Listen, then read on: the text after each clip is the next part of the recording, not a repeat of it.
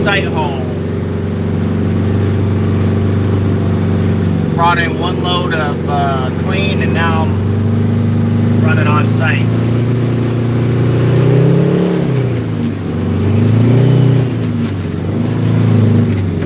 It's pretty boring on-site. You feel like you're just going in circles.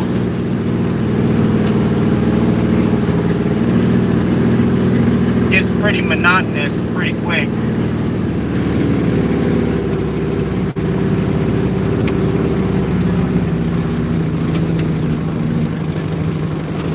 Oh, did they offer you a deal, Blake? I wouldn't say on-site's living the dream. I definitely wouldn't say on-site's living the dream. It's one of those things that I do because you get good fuel economy most of the time, and it's what's available. Nightmares are dreams too.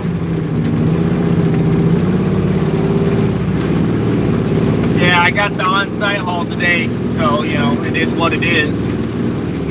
It pays the same as everything else. It's just a little more bouncy and a little more dusty, and you know, that type of work.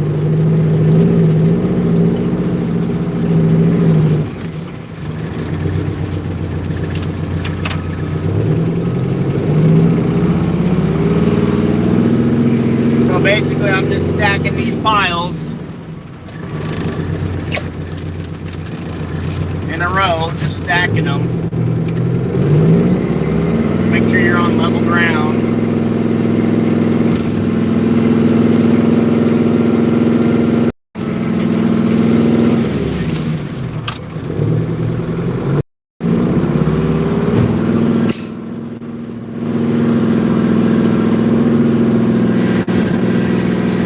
Punishment for being a yeah, you got that right.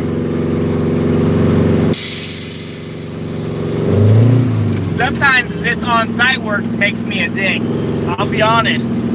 This on-site in this truck, you take a beating. You can ask either one of the drivers. They know this truck will beat you up. And you know, sometimes I call them wussies for driving this, but this truck is a serious truck. I mean, I can't say I don't blame them. You know, if I had the option to choose to drive this truck or another truck, if I was an employee, I would definitely not be choosing this truck unless there was some sort of monetary benefit. Which, you guys watch this video and, you know, you want to make that happen, we can make something work.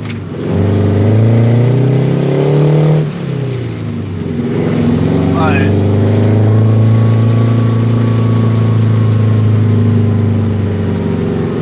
now that would be better, Blake. I'd rather be sitting in the passenger seat training. I actually would rather be doing that, because I would know the next day I got a nice day where I can get some rework done.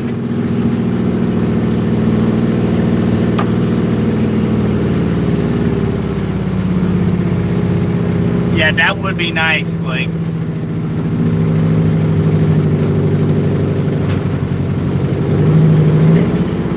For this truck, I'm not thinking about changing motors or transmissions at all.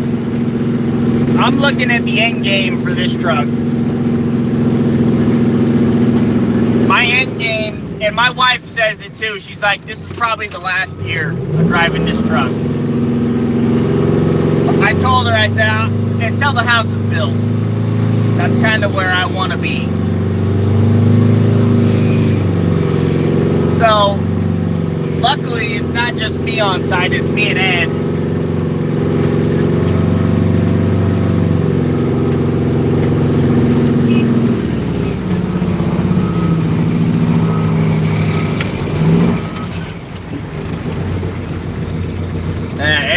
doesn't have as low of a gear as mine. Yeah, okay, John. If that's the last, you better get that next super bot. Yep. That's what I told her. I said, I gotta buy another super dump. You never know. I might sell that white one and buy 2 brand new ones. Or something. Who knows? Probably not. I think my first 3 years, I grew the business so rapidly. I think the next 3 years, I'm going to grow slow. You know, just focus on my personal goals that I had rather than my business goals. I'm going to keep the business growing, just not as straight up as it was. If you get my drift. Did you guys catch my apology video?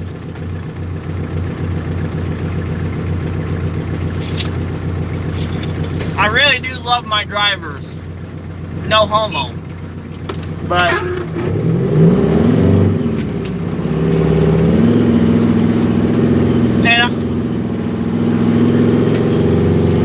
you can ask any of my friends that have known me for, you know, 5 to 10 years. Ask any of them. I'm the guy that, and I may come off as a dick in some of my videos, but that's not who I am. If I come off as a dick in my video, it's probably because I haven't eaten, or if, you know, I've had a long day. Sometimes the beast comes out more than he should. But if you ask any of my friends that I've been friends with for, you know, 5, 6 plus years, they will all tell you. They will all tell you if they ever needed anything, I'm the guy they would call. You know, because I'm the type of guy that would drop anything to help a friend.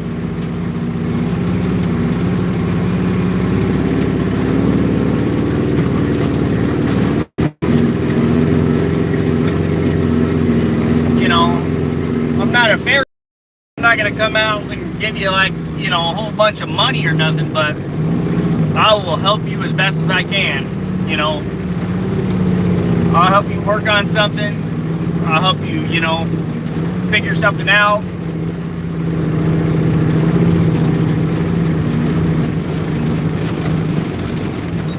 And this truck is bumpy. Can you guys see how bumpy this is? Just watch the microphone. That'll give you an idea how bouncy this thing is on site.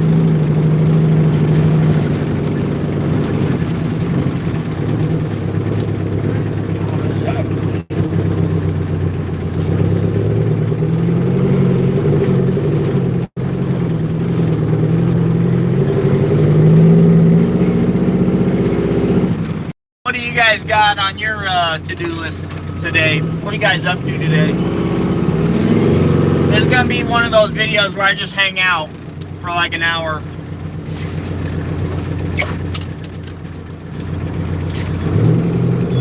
I don't really have a particular message today. Next time, have a Snickers before a video. Yeah.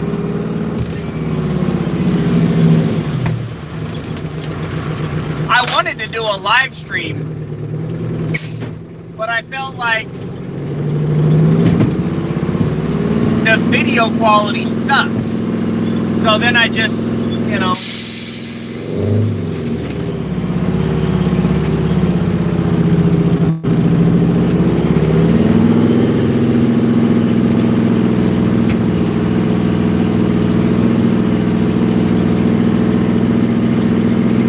I'm eating Cheez-Its. I freaking love Cheez-Its.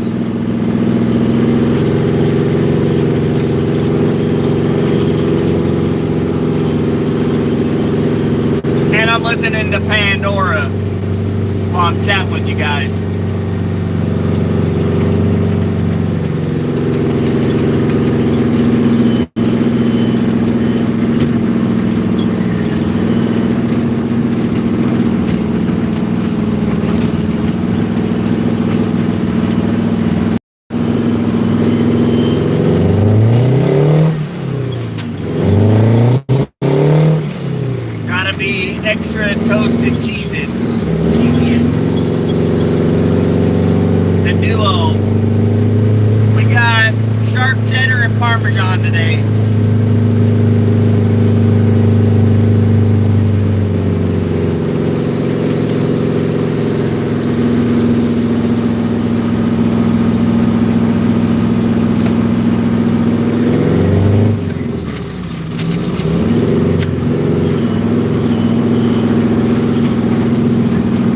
Ed's dumping them up here. I'm dumping them way down at the bottom of the drive.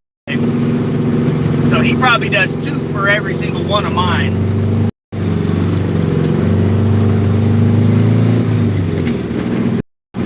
On-site work is, sometimes it's super easy and sometimes you gotta be really paying attention to.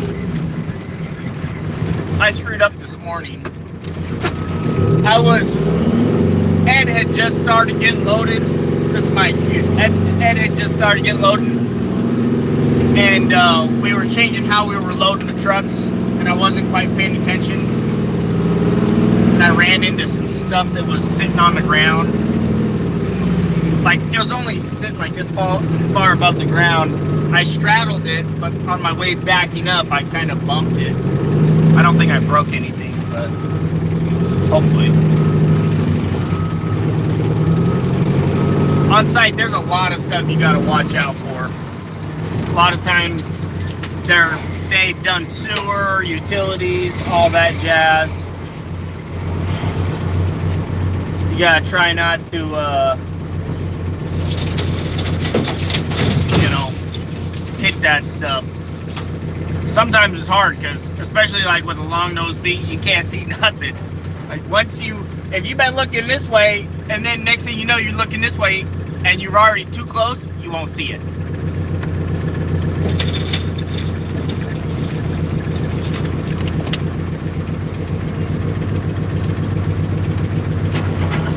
That's the first time I've ever actually hit anything in my 4 years of ever doing on-site work. I've never hit anything until today.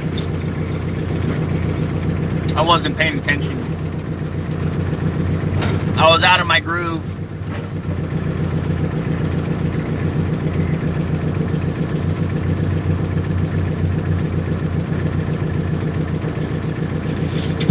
One thing about the dump truck in the construction industry, and me and Blake were talking about this, is you can't take everything and internalize everything everybody says. The construction industry in and of itself is a very crude, very harsh environment. And the workers, me included, we reflect that environment. You know, it's not all flowers sometimes. Sometimes it sucks. And people get cranky. And you gotta know when to just brush it off too, you know?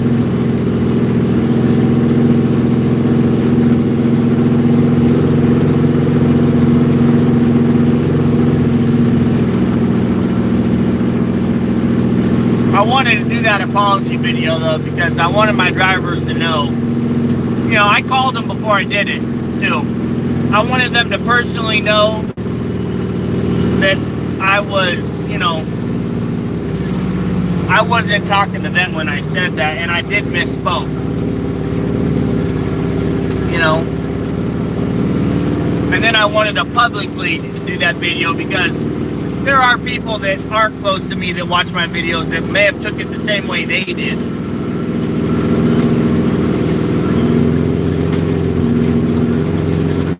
And you can be friends with your drivers. Just know that there has to be boundaries. And, you know, I went back and I watched my video and I could tell that's what I was trying to get across, but I could see how some people took it the other way. You know? It is what it is. Everybody's going to take something how they want to see it too, you know? Or how their circumstances make them feel like it should be seen.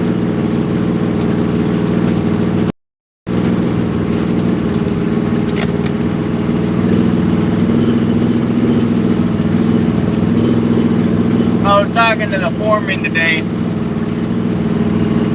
just kind of feeling him out, and just kind of talking to him and saying, hey, you know, seeing how my customers are doing, I said, hey, you know, what would you guys think if I raised my rate $5 an hour? you know? And he was like, oh, $5? They wouldn't even notice. They wouldn't even care.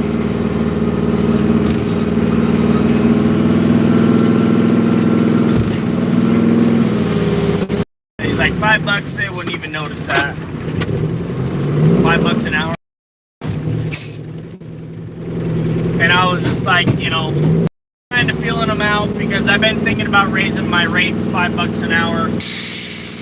Just because the price of fuel is really killing everybody. You know? And I noticed a few other people have raised their rates. And I don't know if it's because of the fuel or because of their time in the industry, or, you know, I don't know what their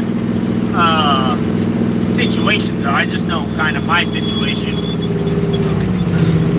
And fuel has went up extreme. Like, it's, yeah, fuel prices went up way higher than they ever should have.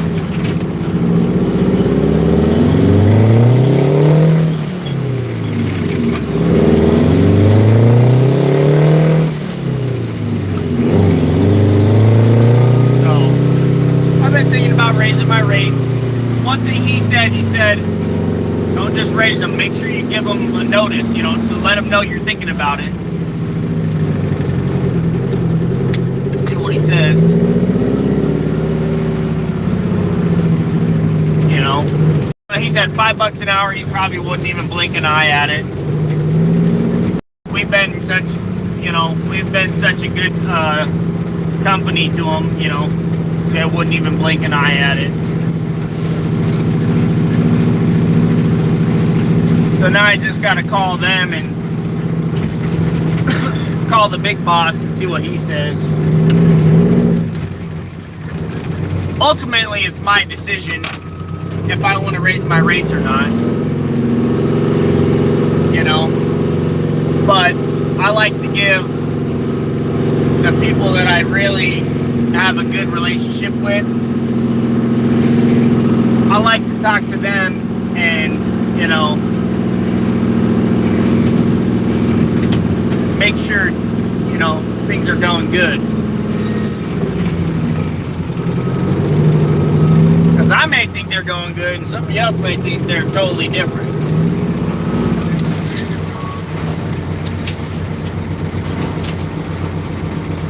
Oh.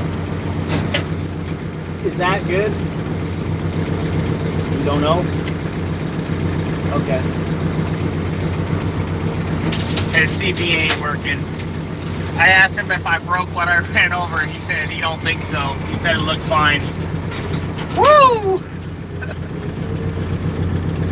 That's good news. I mean, even if it did break it, it's surface stuff, so it wouldn't be hard for somebody to fix. It would just be like, oh man, that's an inconvenience.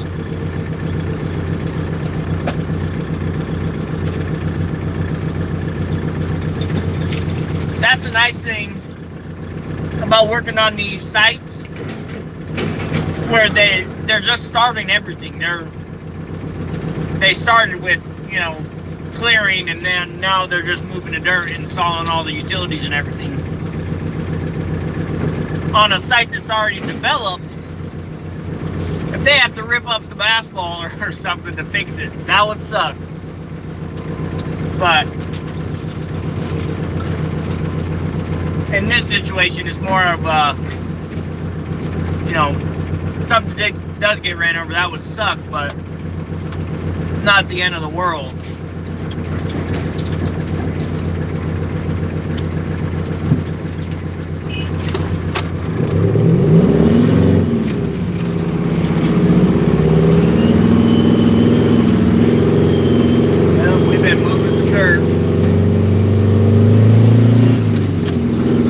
On this the rest of the week. Probably not Friday though. Man.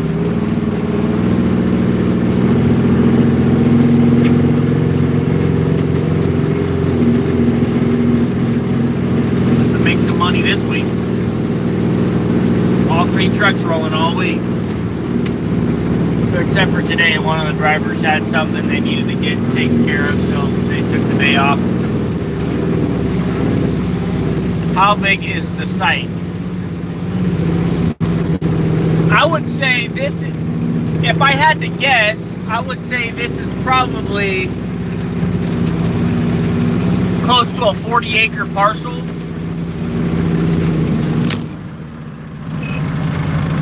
Let me just show you. I'm at halfway.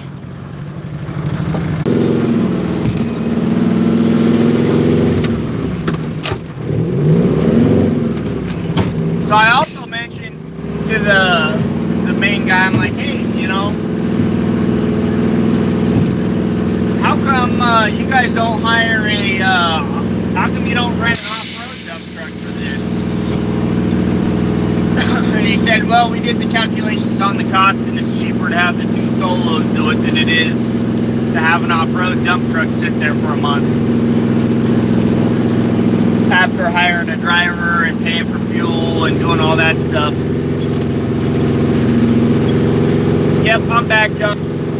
It doesn't like it when I switch the camera from forward to reverse. Sometimes it decides to have a fart on me. But did you get to see the bottom half of the site? Let me try this again. Hopefully it doesn't mess up.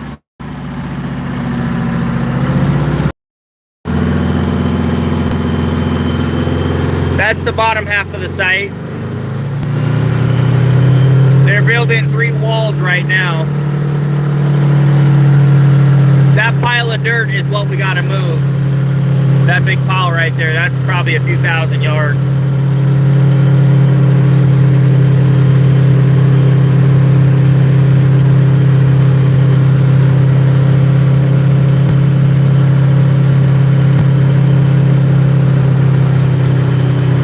So you can see all the dirt that Ed's been dumping, and here's the top of the site.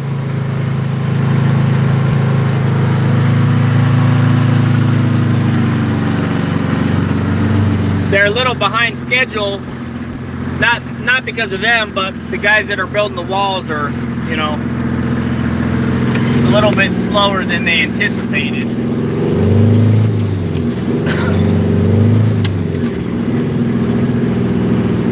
But yeah, it's a pretty big site. These guys, they do a lot of big stuff, man. They're civil contractors, I think is what they consider themselves. Civil contractors or civil engineering or something, I don't know. Oh, I agree on that. That would be nice if they did. But they don't want people to work on their trucks. They want to work on them.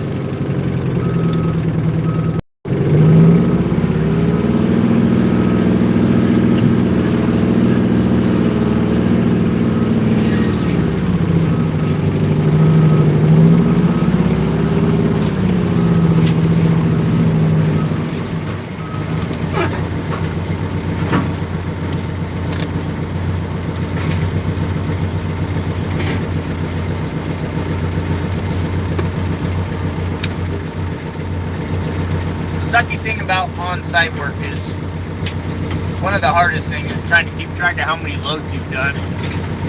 Like, after a while you forget and you're like, did I mark that last one?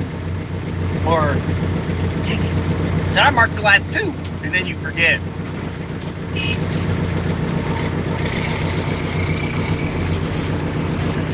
Buy a new truck, invest in the computer to tap into it. I mean, John, that in theory that sounds like a good idea, but if I get another truck,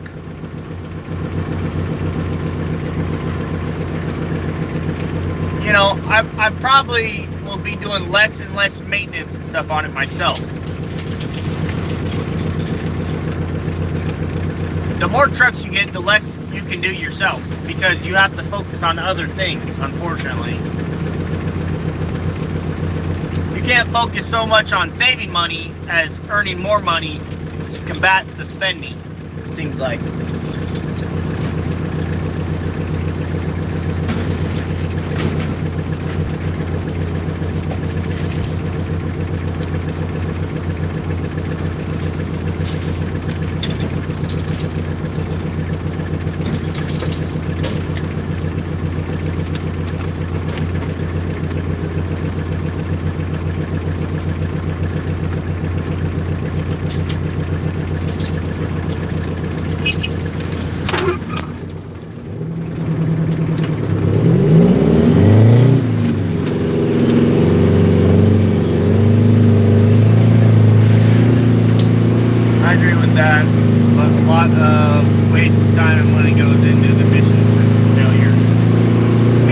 that. Luckily, I haven't had any real wasted time with the emission systems. My biggest problem was the box with my new truck. Just the design and the box itself. That's where my biggest downtime comes from. It ain't the emission systems, I'll be honest. I had a feeling the emission systems was going to be the worst. That's not the worst though. I would say I spent more time and money on the strong arm and the strong arm box and the tailgate than I ever could have on emission systems. You know, everybody made it out to seem like, oh, the PACCAR motor is the worst motor on the planet. No. It's a fairly good motor. Like, mine's got 90,000 miles on it. And the only thing we've had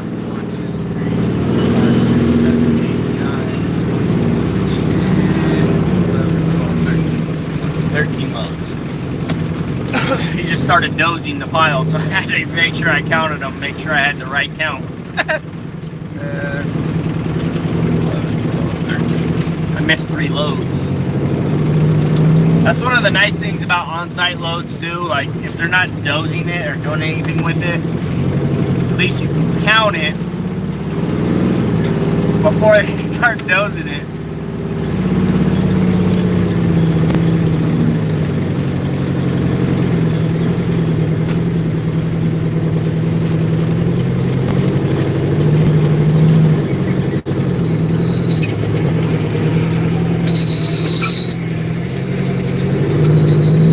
Over there operating the dozer.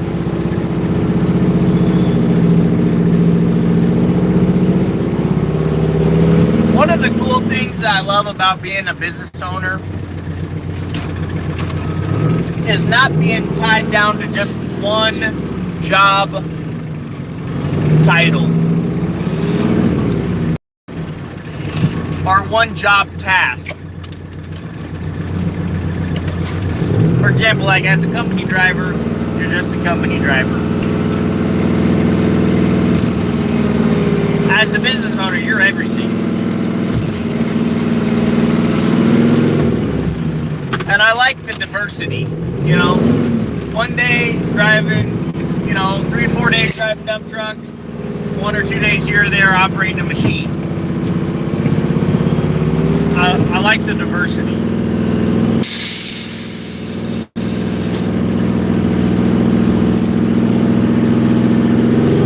Oh, John, guess what? My cousin Brandon is, right now I'm not sure if he's called an apprentice or what exactly he's called, but he's working, he's doing rail car repair right now. So that's kind of cool. He's starting to get into that.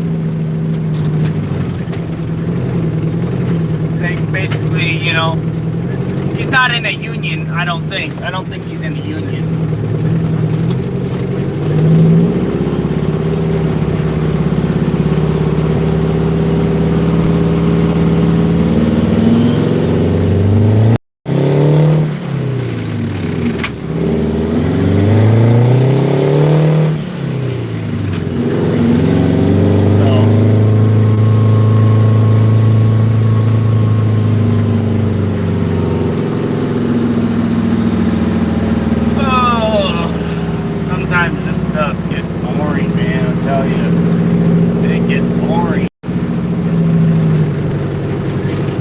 Start talking to yourself. It's crazy. And then on top of that, the bouncing and wiggling and jiggling, man, that gets to you. It gets to you.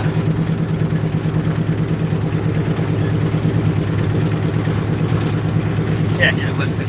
You're listening to me going crazy, huh? I promise, I'm not crazy. It just sounds like it sometimes. Can you hear the bouncing?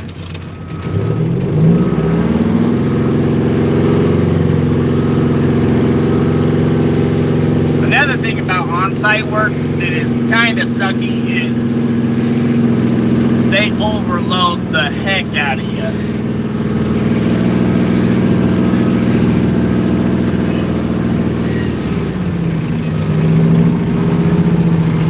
Luckily, you know, they can, but most of the load is on the back end, right over the tires, you know, where it should be anyways. You know, that way when you dump it, it falls out really quick. So it's not putting a ton of stress on the body. That's one of the good things about on-site work is they can just load it all on the back end.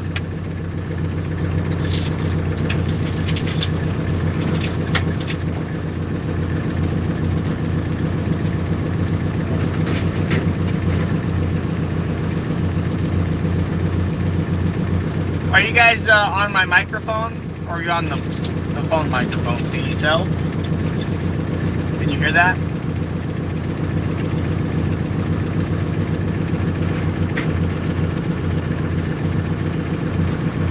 Yeah, this is a big site. No idea.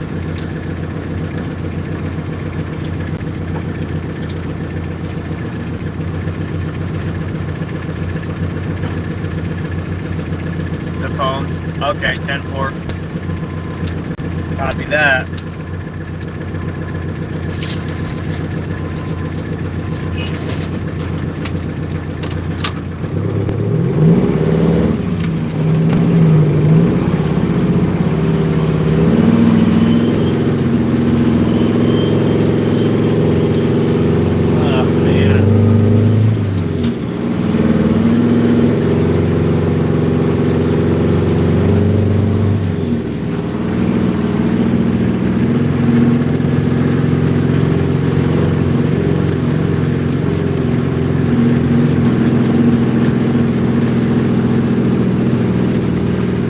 Have any problems with hydraulic rams leaking yet? No, I haven't had any of those issues. The international seeps a little bit. It's really not even noticeable, hardly. This truck though, when I first bought it, it leaked a lot. I just got a whole new ram put on it. When I first started my business. I don't know if you guys remember that. When I got the box taken off at Better Way, they put a brand new ram on it.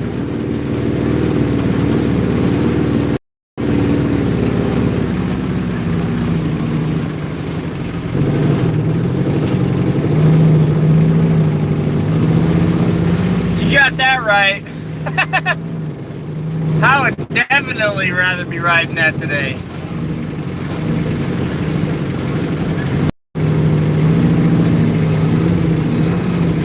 Except for there's one small problem with the bike right now. I just bought taller shocks for it after I did the chain conversion, and I put the shocks on. And the problem is now the chain hits where the foot peg mount is. So I had to buy a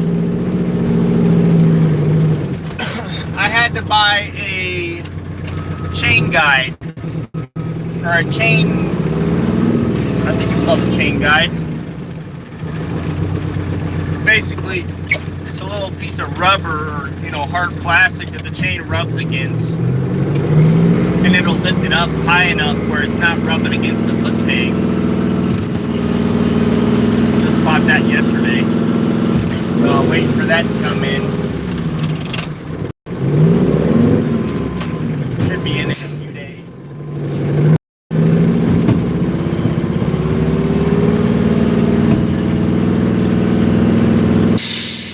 Yeah, I'm not looking forward to storing the thing for 6 months since I can't really ride it in the winter. I'm not really, I've ridden bikes in the winter and I just don't enjoy it. It's too dangerous in Washington, at least in Western Washington. The rain is, you know, decreased visibility and all that jazz. It's just something I really want to do. The hand warmer thing, you know, just being soaking wet all the time.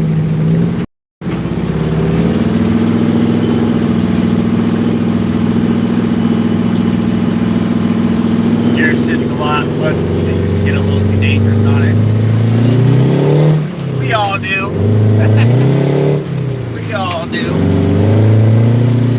That's what makes it fun, John. You gotta have that thrill of that. You know, you gotta have that thrill, man.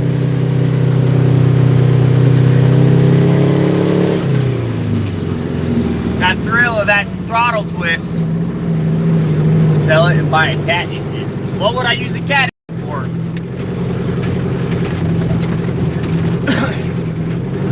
I can't sell the bike. I customized it too much.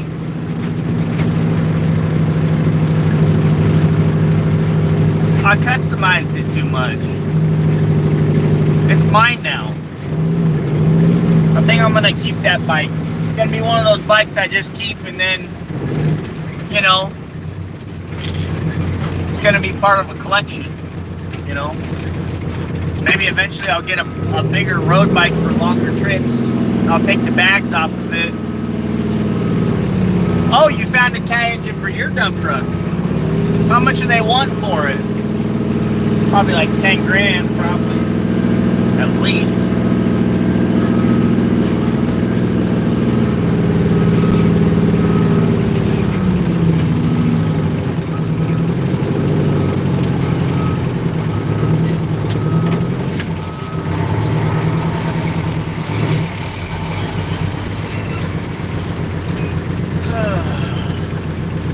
I better keep track of these loads. I haven't been keeping track yet.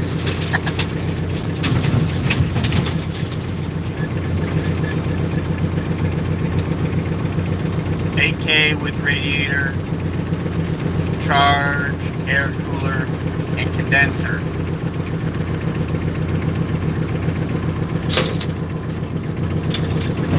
The new truck, I fixed that Sunday. It worked yesterday. It didn't work today because the driver had some personal stuff to get done. 435,000 miles. Ooh, I don't know. That seems a little steep, John. I don't think I'd buy that. I'll be honest with you. I don't think I'd buy it for that price. Yeah, I wouldn't buy it. Here's why I think it would be a bad idea. And I'm not saying it is a bad idea. I'm just saying here's why I think it would be a bad idea. California is the state that has the worst emissions regulations and controls. So you know, at that many miles, it's probably had a lot of emissions problems. That's why they took it off, took it out. Like if it was just a road truck, like, you know, like a long hauler truck, 400,000, I would say buy it. No emissions on it. Oh, that's more interesting. Another thing though is loop trucks, 400,000 miles. Loop trucks don't move that far. Like they drive, they pull up a little bit, they loop something, then they pull up another 20 feet, they do the next truck. I don't know. My initial reaction is kind of a knee-jerk. I'm not saying it's bad. You'd have to look at it, you know.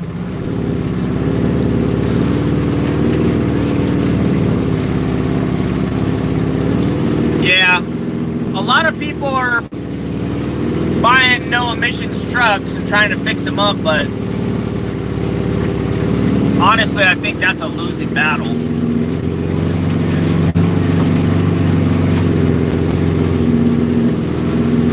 I mean, I can see getting a no emissions truck and running the thing to death. And that's basically what I've been doing. I didn't buy this truck to really, you know, fix it up so it would last another 30 years. Because realistically, you know, with the political climate, the way things have been going in Washington, they're moving towards California. Like, everybody that moved out of California moved to Washington, and they still vote the same. The emission stuff is not going away. This, you know, even if we had Trump for the next 50 years, the emission stuff would not go away. It's not going away. As much as we dislike it, that's the way things are going, you know. And thankfully, yeah, Oregon's the same. They're right there behind, you know, they're maybe in front of Washington on that. I'm not 100% sure with that statement, but I feel like Oregon is almost ahead of Washington on that, because they had a whole, like, all the log trucks got together with Timber Unity, and they were like, this is beast, this and this and this, and they fought it hard, but they came at them harder than I think they hit us in Washington.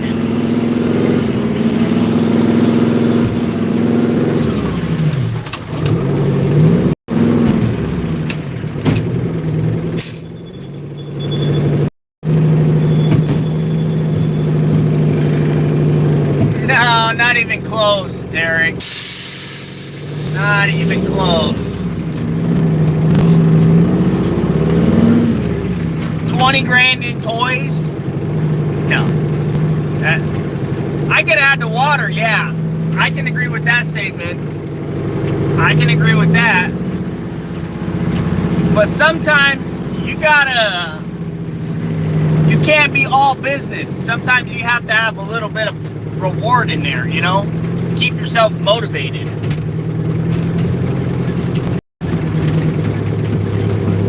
You know? And I feel like, while yes, the side-by-side is something I really wanted, as much as it set us back, the whole family loves the thing, you know, and they all agree it was well worth it. You know, motorcycle, maybe not so much, you know, but that, on a different spectrum, has brought me and my wife a little bit closer together, you know? Yeah, exactly what Joey said. Camper life ain't bad for a couple of years. It's not the end of the world.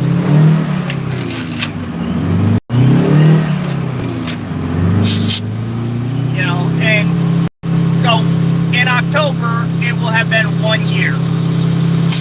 Big whoop-de-doo. Lived in a camper for 1 year. You know,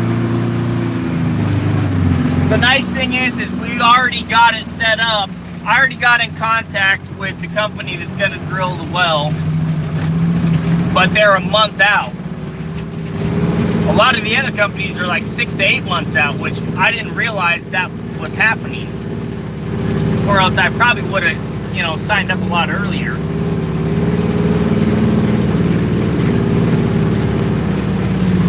And at the end of the day, we're not living without running water. We have running water, okay? It's just we have to be more conservative with our water usage, because we have a tank, and once the tank's empty, we got to get it refilled, you know? But what you also got to see is, you know, I'm also building relationships with other businesses. In the construction industry, you know, as much as people don't like to say it, the water truck, they do have part of the industry. The water truck is, you know, a lot of companies rent water trucks. A lot of companies have to hire them, you know. And so, me spending a little bit more on water than I would normally spend,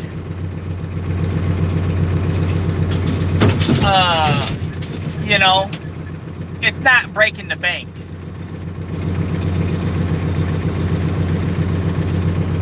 It doesn't make any sense to you, Derek. It makes perfect sense to me. I gotta take this call. My grandpa's calling me.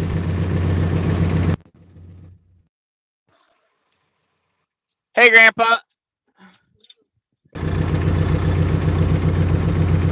Okay, it's coming, Combs.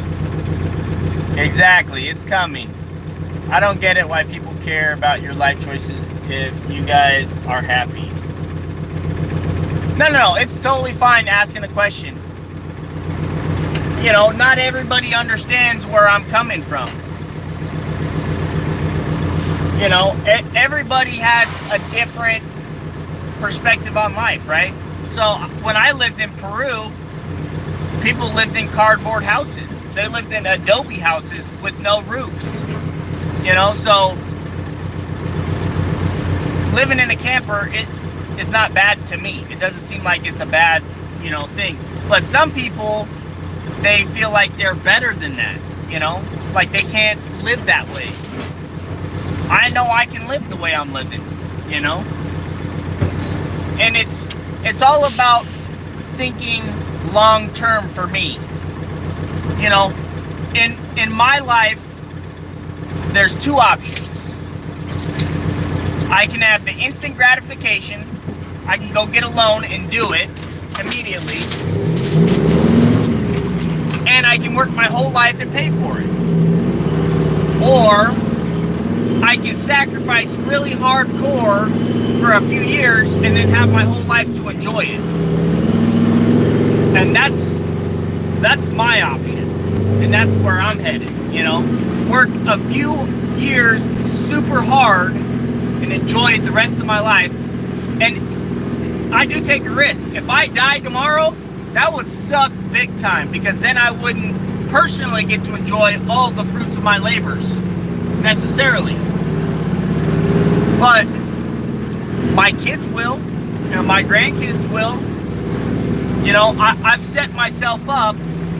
You know, I have a term life insurance policy that's over $1 million. So think about it this way. If I work my tail off and I die, my wife becomes a millionaire instantly. Okay? And she's already got all the stuff I have, which is worth hundreds of thousands of dollars. Okay? Or, you know, I could go take out a home loan and pay on a house for 30 years the cost just because I want it now. I don't want to pay double the cost to have it now. So that's why I am saving money to pay cash for it. I wonder if you want me to start another row. Nope. Not yet. Just seemed confusing. You had a house and now you don't. I don't get it, but oh well. I had a duplex. I didn't have a house.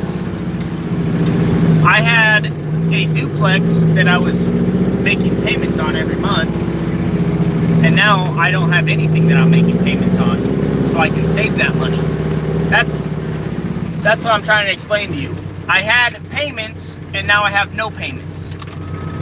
The only way to save cash is to have no payments. You want me to just drive up on top of that and dump them, or what? Did you want me to just drive up on top of that and dump them on top of that, or? No, that's about the level I want. We only need about a foot of topsoil. Okay. So we can start right next to it. Start right next to it? Okay, and then this You will keep going keep going this way? to those ones. Okay. Say hi, Chad. This is one of my favorite operators. Your favorite. My favorite. Yep. At least I'm somebody's favorite. Yeah. Oh, I'm sure you're their favorite too. Hey, is Ed dumping up there? Yeah. Is it getting pretty cold? I mean, he's dumped doubled the amount I've dumped. Yeah. Okay. Yeah. You might want to go up there and smooth it out or something. Sure. Yep.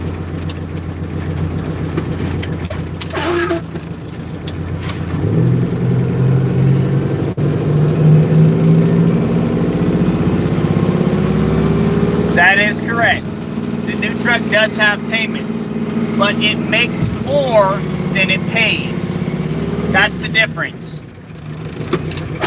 The duplex let me just explain this to you. So the duplex, my mortgage was $2,000 a month, right? I bought it for $300,000, and if I kept it for 30 years, I will have paid $600,000. That's the cost of the financing. The cost of the financing doubles the price. That's called interest. Okay, so I sold my duplex, and I took the cash that I had in the duplex, which was $100,000. That was my money, my equity. I took that and I put it towards a dump truck. Yes, the dump truck has payments. Okay, the duplex had payments. Duplex payments was $2,000 a month. And I had a tenant in the other half that was paying $1,200. That means I still had to pay $800 a month. Okay, now let's do a comparison. So now I have a super dump that cost me $4,000 a month, but it makes me $20,000 to $25,000 a month on average. So instead of costing me $800 a month, it's really getting me money. So that's the way that works. So yes, it's debt as the same as duplex, but overall it's cheaper debt because it's making more money than it's costing. Same with the duplex. You know, duplex was a good investment in the long term. Not with the whole COVID thing. I'm glad I sold it when I did, because you know how many landlords that were forced to pay their mortgage and not being able to collect rent? Yeah, I'm glad I got out of that when I did. I am glad I got out of that when I did. I mean, I was very blessed. The two tenants I had never missed rent. They always paid on time, and they kept the place pretty good. You know, very happy with them. But they ended up buying a house, so somebody else was going to be moving in there. You know, and with the way Washington works is, and it's unfortunate, and it's just like California, the tenants are starting to have more rights than the landlords. And you may ask, well, why is that? It's because the government wants to get rid of landlords. They don't want people to own houses anymore. They want to own it so they can charge. That's what it's coming down to. You know, they make more money if they own it and they rent it. You know, that's why the government bought all those houses and started to not sell them.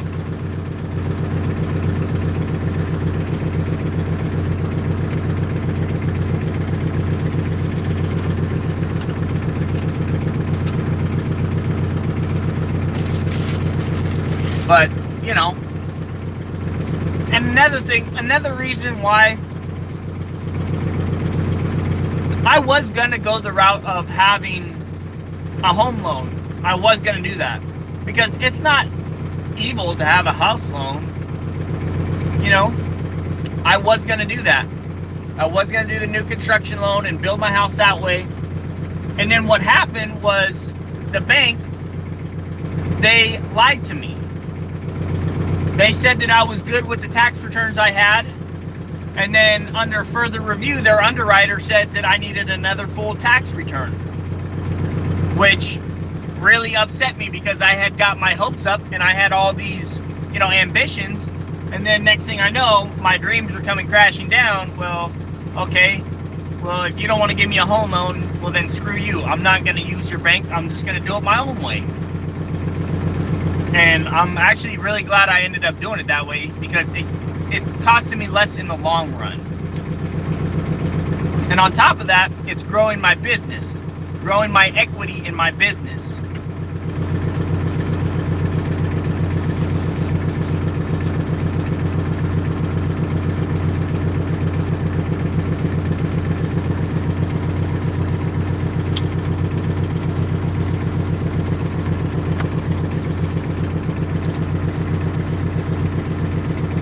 They want to get rid of the suburbs and move everyone into the cities.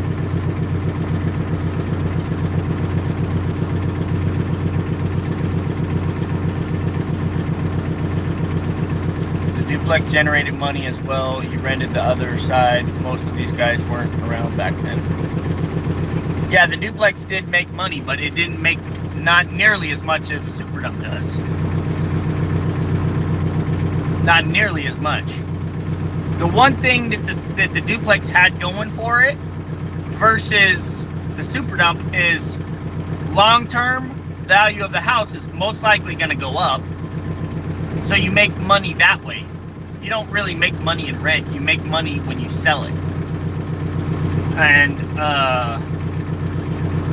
you know, in my personal opinion, I feel like the market is way higher than it should be. You know, and that was one of the things. Another thing John just mentioned was I was at a point where the county didn't want me to have my equipment there anymore. I couldn't have my equipment there. I couldn't have my dump trucks there. And that was an extra financial burden that I didn't want to have to put up with. That was another reason why I decided to sell, you know.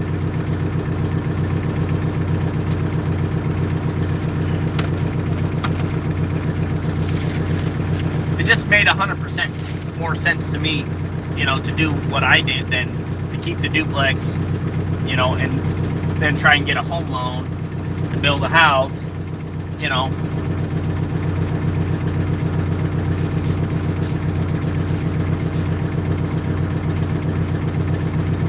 I can tell you right now, if I wouldn't have sold my duplex and I wouldn't have bought that other dump truck, I would still only be driving this dump truck. And it would just be me working my tail off, making pennies.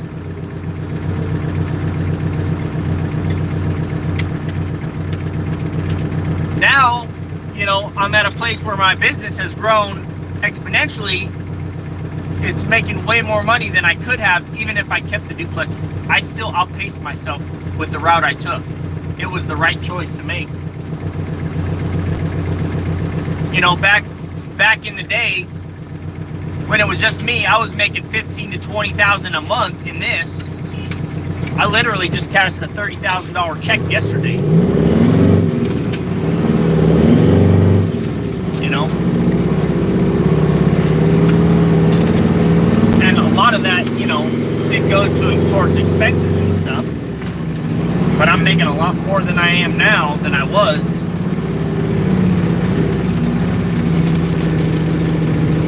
You know, it's all about, you know, just trying to make the smartest choices for you in your, you know.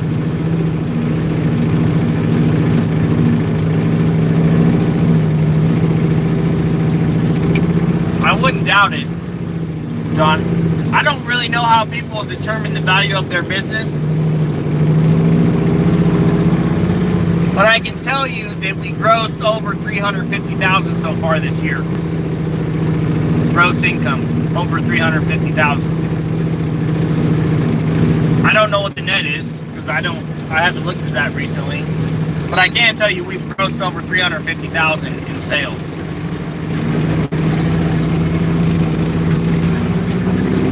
So I went from, you know, $100,000 to $350,000, and the summer ain't even over yet.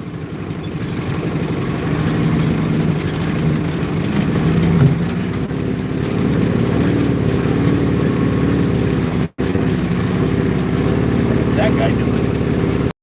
Inspector or something. Standing right in the middle.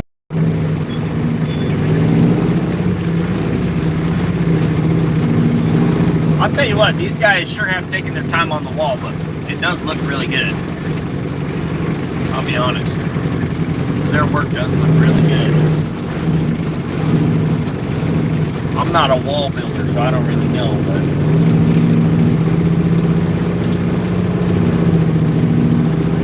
Don, it doesn't go 3 times gross without property.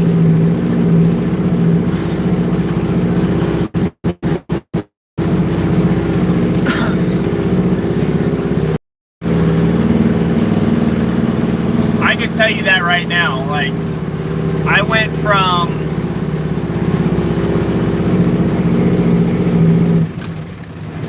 making, you know, 100,000 in a summer, you know, and that was basically all I made that year was 106,000. To now I'm making, you know, almost. This year, I wouldn't be surprised if we made $500,000 this year. Honestly, I mean, let's see. We still got October, November, December.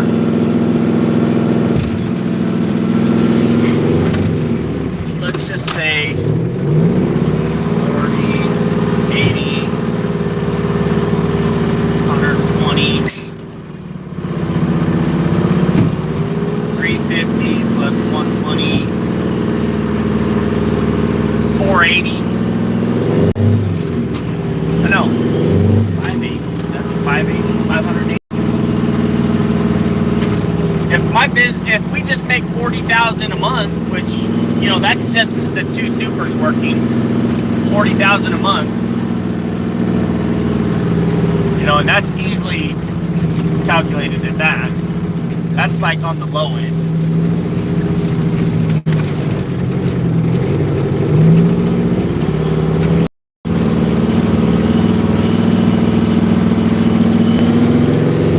$480,000. I think that would be a good goal. Almost $500,000 this year. So we're making 100,000. So what I'm making now, I'm pretty happy with where the business has gone. Pretty happy.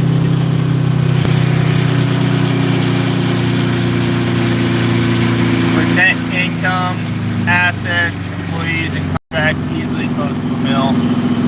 Joey, whether or not he is willing to sell the acreage is part of that business. I ain't selling that acreage. That's been in my family for like 6 generations. Yeah, I don't know exactly what the take home is, Derek. I haven't sat down with my accountant and looked at it. I can tell you what though, more than I was making a year ago. It was more than I was making when it was just me and this dump truck.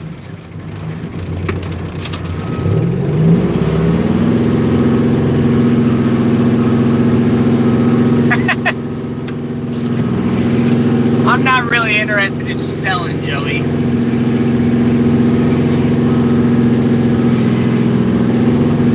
I'll be 100% honest. I've thought about it. All the time I think about what would my life look like if I just sold everything. But then every time I think about that,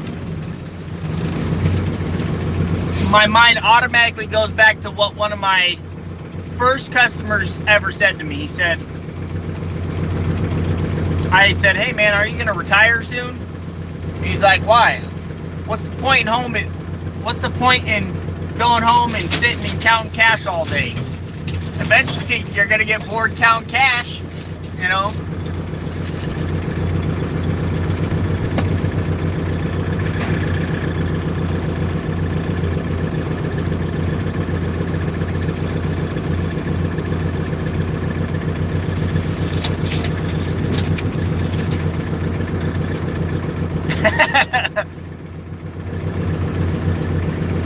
I've paid a lot of money in taxes.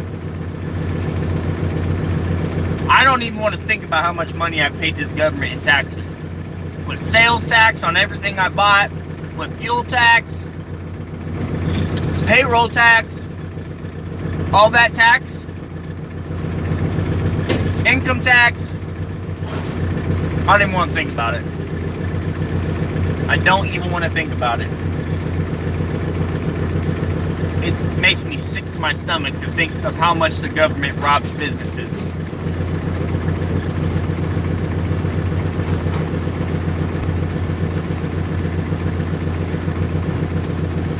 And it is robbing because we didn't sign up for that crap. When you first start your business, you don't know about all those taxes.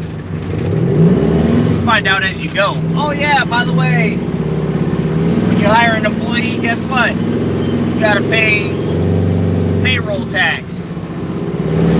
I pay I think I pay close to $1,000 every time I process payroll. That's every 2 weeks, $1,000. That's $2,000 a month. That's $24,000 a year just in payroll tax. Just in payroll tax. I don't even want to think about the fuel tax.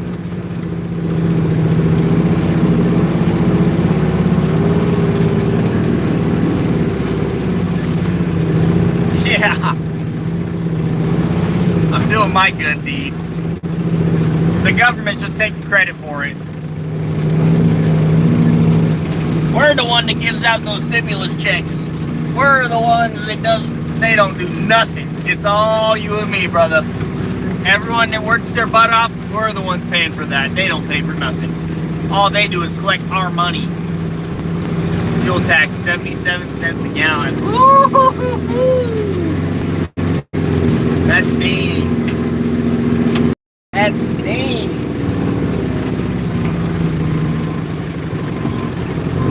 I can tell you this. I get about 600 gallons every week in fuel. Where is he going?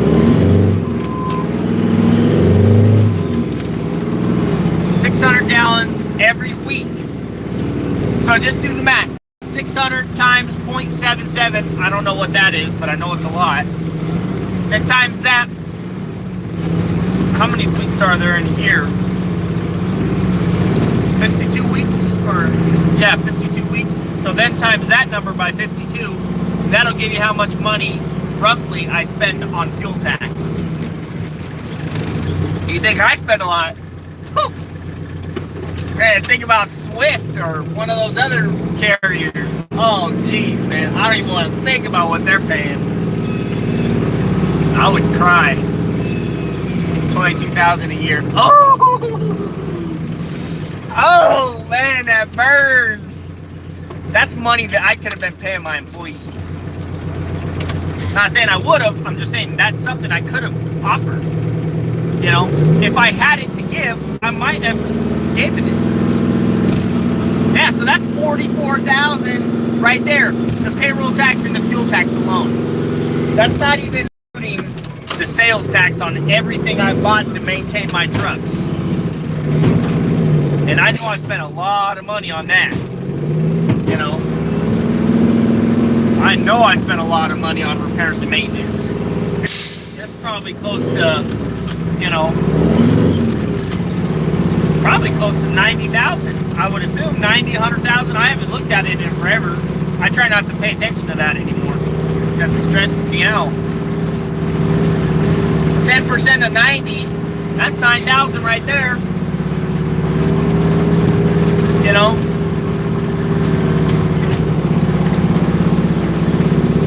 That's 50,000 a year in just tax. And that's not even including all the other things.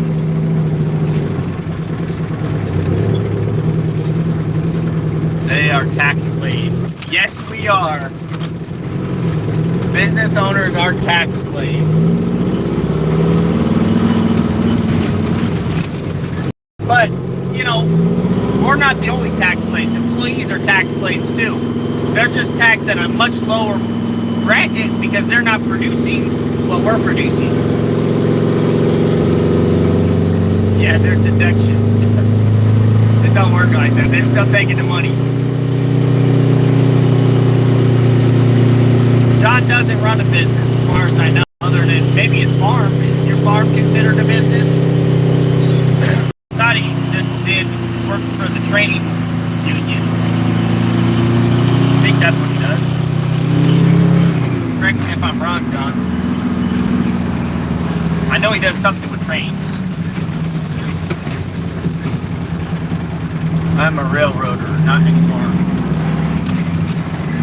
You're not a railroader anymore, or you're not a farmer anymore? I know you had a farm. I remember seeing a video of your tractor. No farm. Oh man, you sold the farm? You sold the family farm? Oh, you still have it. You're just not selling anything anymore. got that right, Bat. Unless you move to, you know, an uninhabited island or something.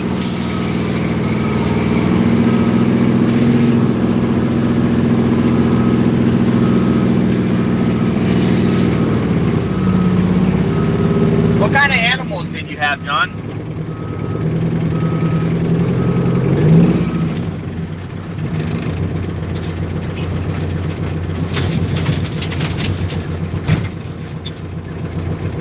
Super small hobby farm.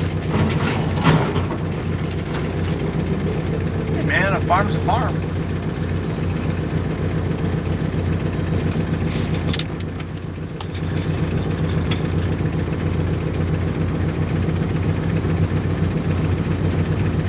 Did you ever do any mutton busting? Did you ever do any mutton busting racing? Until they got out of 4-H.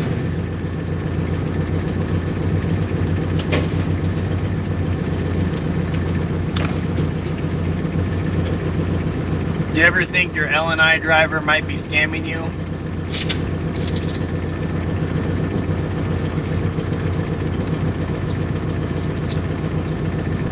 I don't know what to think, honestly, Derek.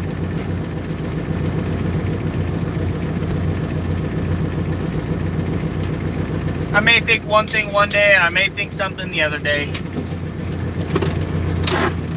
I don't really want to go on record saying what I think right now, because if I do, I could get myself into trouble, or maybe I could get myself into trouble tomorrow saying something different. You know? But I'd be lying if I said I didn't have doubts, you know?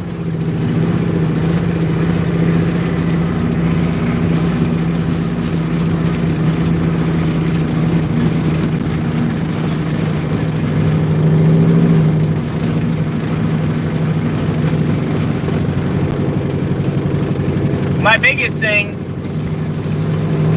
is, you know, the system is set up to hurt people like me, you know, the business owner. That's what it's set up to do. You know, if somebody has an accident, guess who takes the fall for it?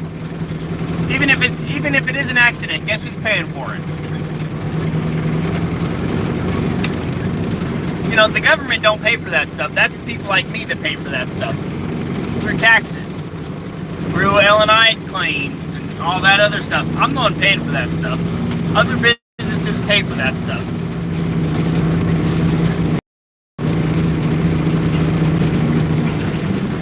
Are there times where, you know, oh, I thought for sure you were going to go first.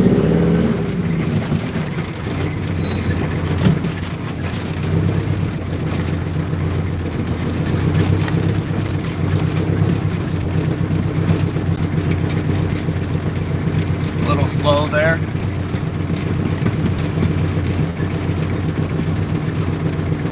Yeah, it definitely does that. It's definitely costing me money. And I get nothing out of it. But, like, you know, everybody says that's the cost of doing business, unfortunately. That's one of those costs you find out about after the fact. You know?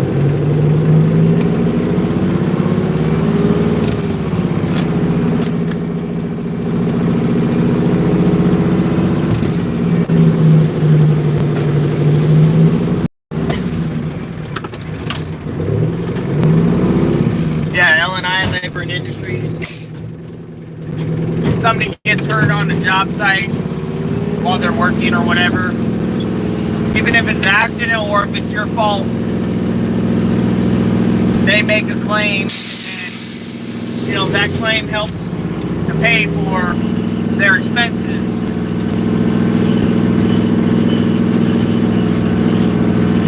Now, in all honesty,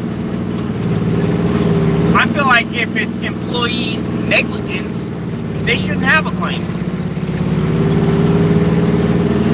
They shouldn't have a claim. Now, if it's a hazard that I produced, then yeah, I think there should be a claim on that. Amen, John. Amen to that.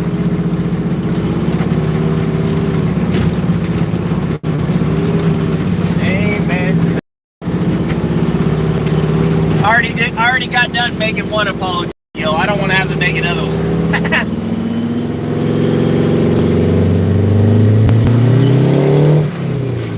Yeah, and I can talk about that. Unemployment is paid by the employers, the business owners. We pay for unemployment. We also pay the workers' comp, workers' compensation, which is an account set up through L&I, Labor and Industries. As the employer, we pay that. The majority of it we pay. Every employee does pay a little bit also. They pay a certain, it's like a few cents an hour or something. Something so small it's not even, they don't even care. No employees really care about it. But employers, we have to pay a higher rate. And then when somebody gets hurt, then that rate goes even up. Then it goes up. Unless there is kind of a little trick to it. So if you offer your employee, if they have the ability to work full time, then they have to take the work, obviously, if it's light duty.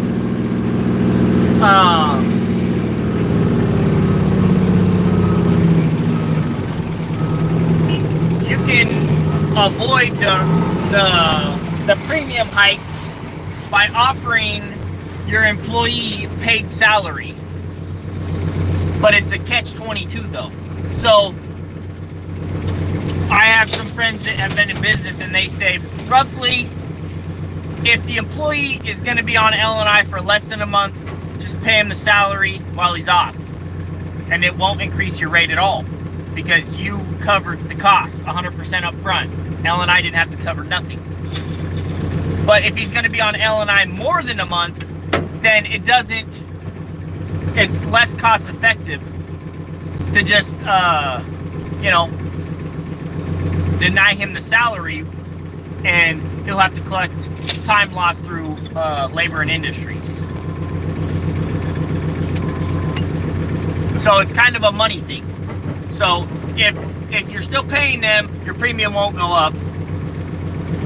If you stop paying them and they have to cover the time loss, or a major surgery or whatever, then your premium's going up.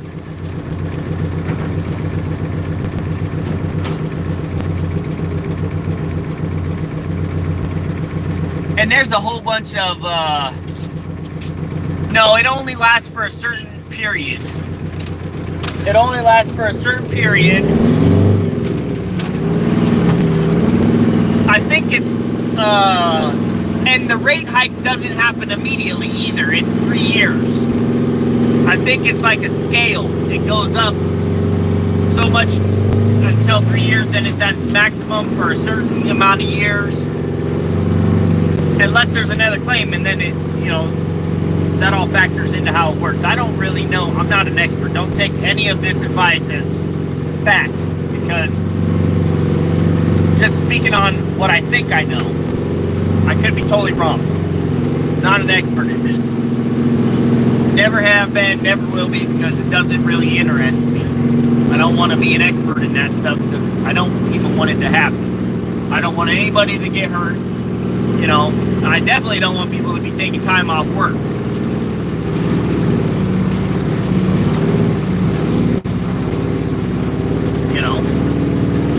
Unless it's planned.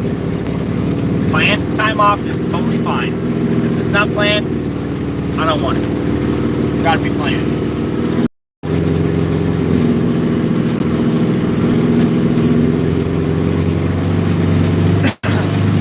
But there's a whole bunch of things that factor into it, and I can tell you right now, I already pay like $4,000 or $5,000 a quarter in I think it's L&I or workers' comp or something. I'm not sure which one it is.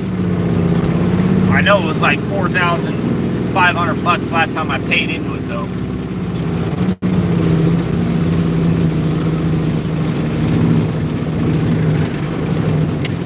Dump truck in USA, India. I don't even know what that means.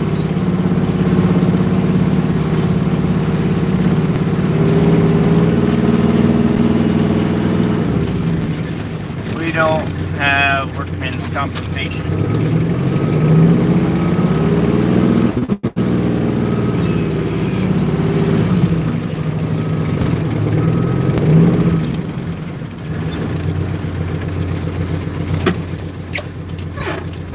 You have to sue for money.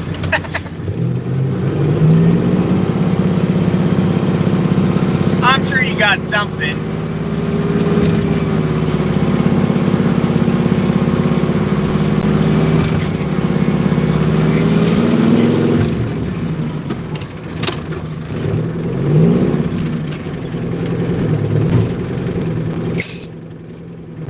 I mean, at the end of the day, though, you know, like if an employee gets hurt because, like, let's just say, for example, the step is broken on a dump truck, right? And I just tell the employee, I say, you know, live with it. It's broken. We can't fix it, you know? And he hurts himself on it. And I knew it was that way, and I was being negligent. I should have to pay for that injury, you know?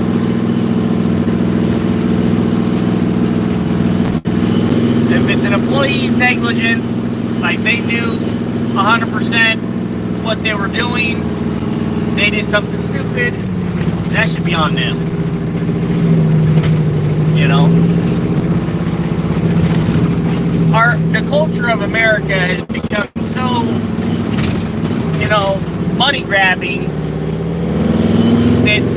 that's unfortunately that's the way a lot of it is, and you have to feel like you need to protect yourself 100% of the time, because if you don't, something's going to come and bite you in the butt for it.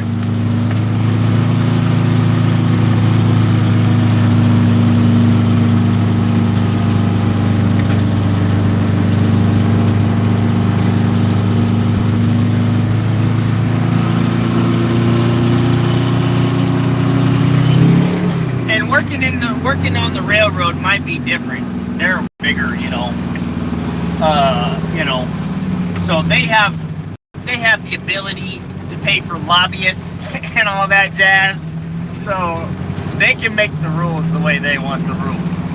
You know, I don't know what the rules are for railroad workers. I've never worked for a railroad before.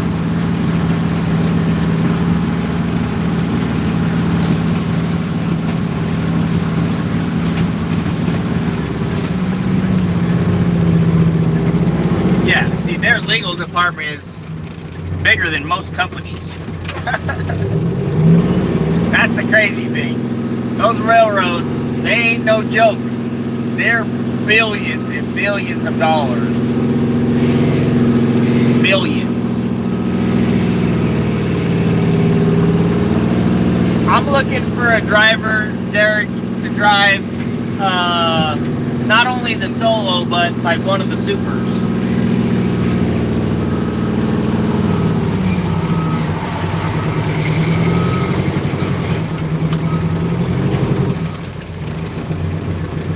My guys don't want to work 60 hours a week. They said that they want to work less hours. So the only way I can do that is by hiring another driver and then putting them on, you know, some sort of it's kind of like a rotating schedule. And they talked about it themselves, and they brought the idea to me. Like, I didn't say, hey, you guys need to work more hours. I didn't say that. They came to me and they're like, hey, Brian, what do you think about this? We all work less hours, which is what we want. We all get more time off, which is what we want. And the work's still getting done, and that's what you want. And I said, that sounds amazing. Let's do it. That's kind of the conversation I had with them.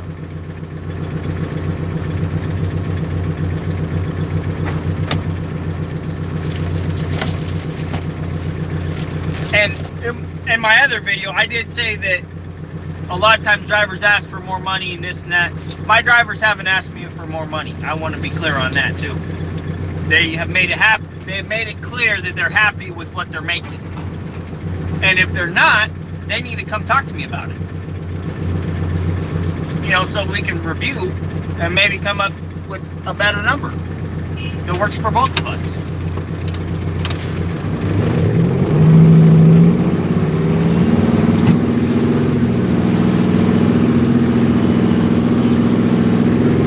They have joked around about making more money though. I will say that. But it was more jokingly than, you know, like, hey man, I need a raise. Or hey man, I'd like a review. I've been with you this long. I'd like a review. Maybe we can work something out where I'm making a little bit more money.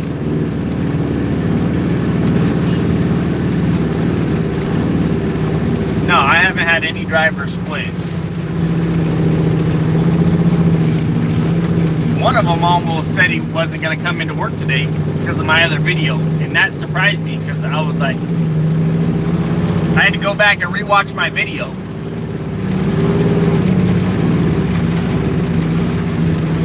Because in my head, I didn't think I said anything wrong. You know. But I can see how they interpreted it, you know, from their perspective.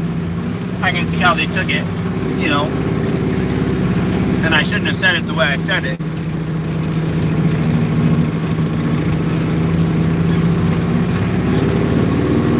Yeah. Yeah, we don't have a high turnover rate. The only person I ever fired was the guy that did a no-show on me, and that's, you know, he had some things going on at his house, you know, with his family that, you know, were his issues, and we couldn't make it work out.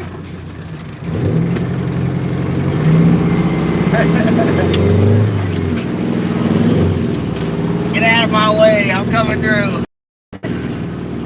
I'm trying.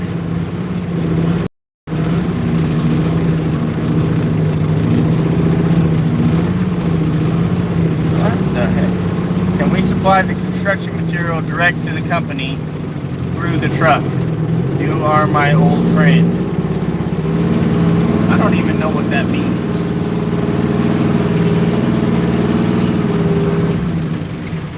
You're gonna have to go on to Google, type it in your native language, and then have it translated, and then copy and paste it so I can understand it a little better.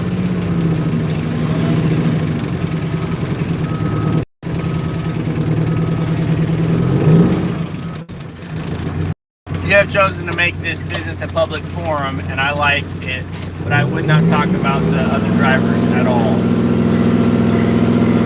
Well, and I'd like to say, you know, my business has been on YouTube since the day I started. So I'd like to think that before people come and work for me, I'd like to think that they did some research before they just said, hey, I want to work for you. You know, I'd like to think that they know a little bit about me before they just sign on, you know, the dotted line. You know, so 100% of it can't be just like, well, you put my ass on YouTube. This you knew I was on YouTube since I started my business. You know? I haven't hid nothing. In that sense, you know? And I don't really necessarily want to call anybody out on, you know, social media. I don't think that's the right way. You know, and if I ever did that, I shouldn't have done that. You know, if I think somebody does something wrong, I want to talk to them face to face and have a sit down. I want to be the one talking to them, you know, preferably face to face. Definitely not over text messages.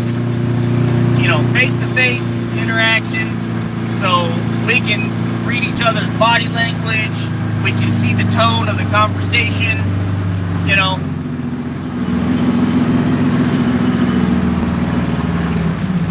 I've never tried to get on to YouTube and try and embarrass my employees. That's definitely not something that I have intentionally. And that's something I would never do intentionally. At least I don't think I would.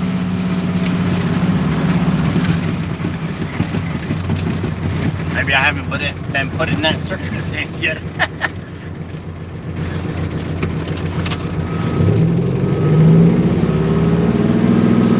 If you pass off an employee on here, they may not let you know it, but a disgruntled worker isn't bad news.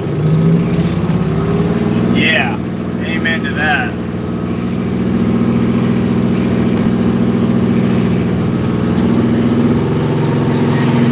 Yeah, I don't want disgruntled employees. I want my employees to be happy. You know,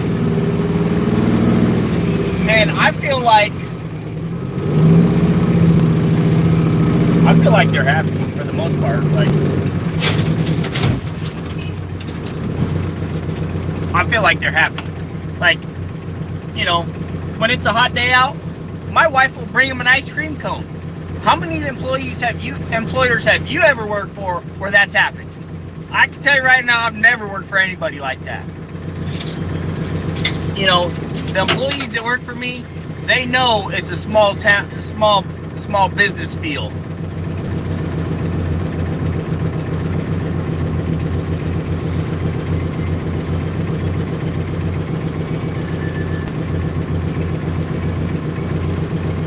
Oh, thanks, man.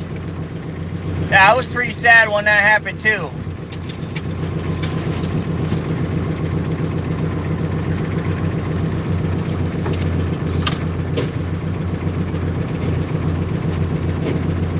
Am I gonna do any deer hunting? Probably not. I feel like that's kind of a scam the government set up. I'll be 100% honest. I've gotten a deer tag for the past like 7 years in a row and never gotten a deer. I paid them almost $1,000. Even if I got a deer now, it wouldn't even be worth the cost I paid for it. I could buy the meat cheaper than paying for the stupid tags. So that really frustrates me.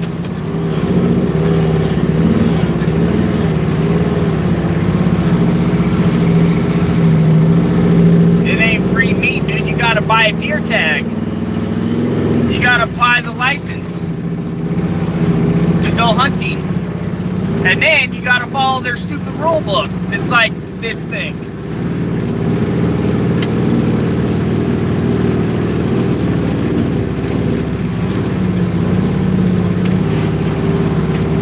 I think it's like $100 or something like that for a deer tag. I could be wrong. I don't ever pay attention to how much it costs when I bought it. I just bought it because that was the law. You had to pay if you wanted to go hunting. I think it's bull crap.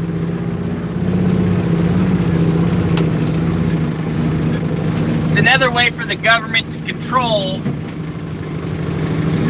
They don't want you getting free food. They want you to pay them. What's up? Rolling. I can't read that. Truck's too bouncy.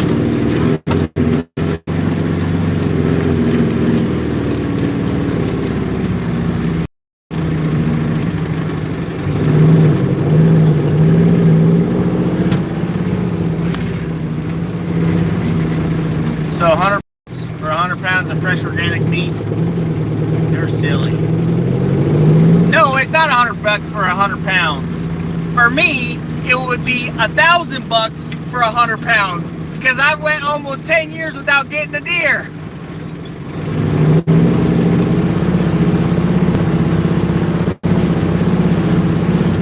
That ain't worth it.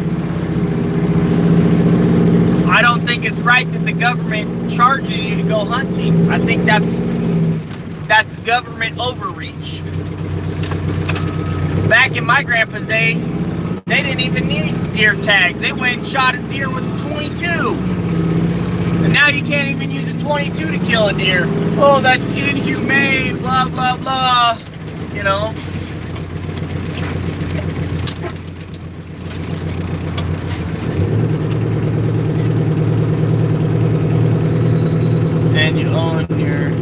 take the king's deer. Yep. Oh, you still need a license.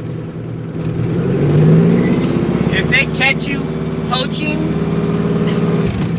if somebody turns you in for poaching, you'll be in big doo-doo. They'll take your gun, they'll take your truck, and especially if you do it on your own property, they'll probably take your land too. Yeah, I appreciate you liking my talks, man.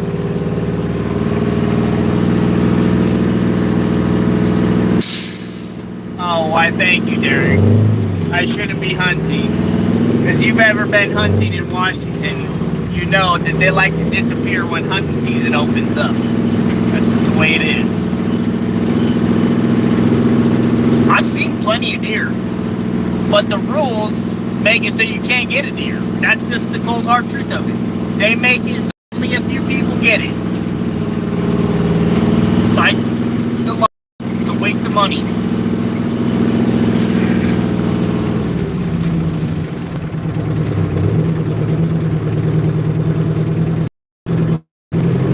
In Oregon, yeah, you can hunt on your own property, but you have to have the owner tag.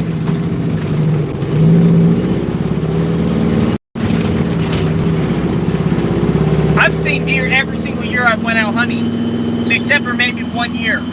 But they're all does, and you're not allowed to get a doe in Washington unless you get a doe tag. And that is probably more expensive, or you have to put in for a raffle to get the doe tag. 5 months, damn. Yeah, hunting season is not that long in Washington. It's like 2 weeks or a week or something like that. I think it's like 2 weeks. Or I could be totally wrong. I don't read the rule book because I think it's stupid. If you have to read a rule book to go hunting, that's just stupid.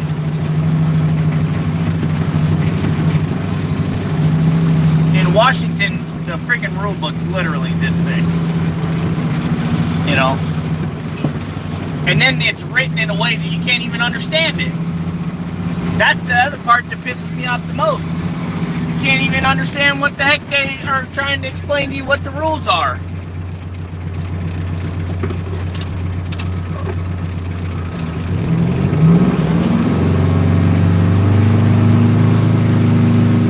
I wouldn't be opposed to doing bow hunting, you know, if they didn't have all the stupid rules like they do for gun. I don't know what the rules are.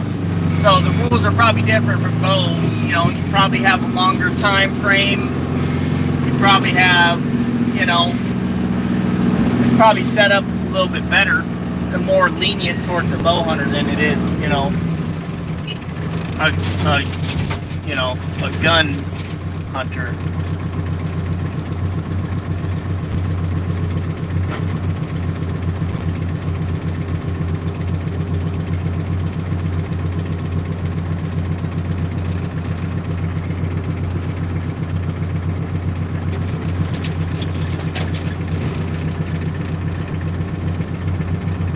I'd like to do some bow hunting. I've actually been practicing bow shooting.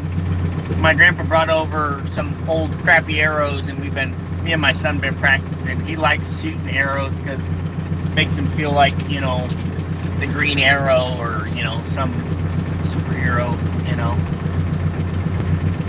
It's been pretty fun. We filled one of those, it's like a burlap bag. We filled it full of wood chips. We were shooting at it. I'm not good at it by any means, but I can hit the target. I can hit it most of the time.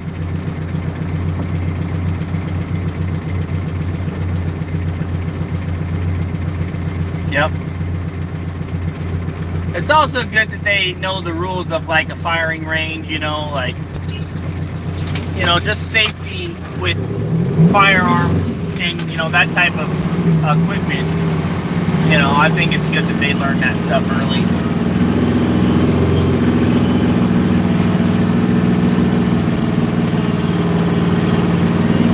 Yeah.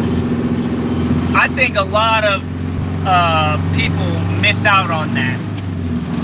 You know, how sacred life is, and A lot of people have never ever killed anything to eat it. Somebody else has always killed it, so there's a big disconnect, you know. I think that's one of the reasons, you know, people don't value life like they used to.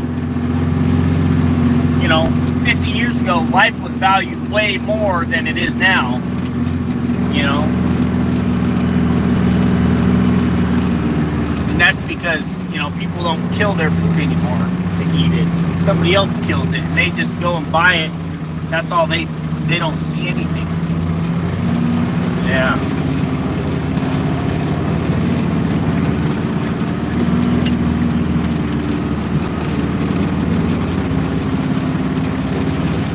When you had goats and sheep, you hunted at home?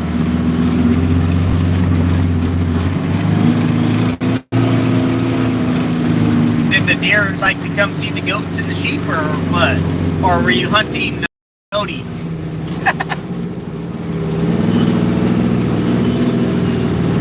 Coyotes are probably a big problem, I would assume, over there. Yep, bingo. There's definitely coyotes in Shelton. Like, you hear them, you know, howling at night and making all that ruckus. I've only seen coyotes on my property one time, and that was a long time ago. And me and Grandpa were driving on the logging road right next to our property, and we seen a pack of 16.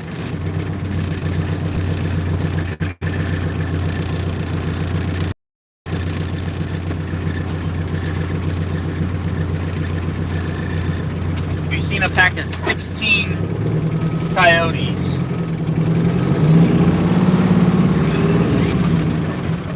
That was the only time I've ever seen coyotes on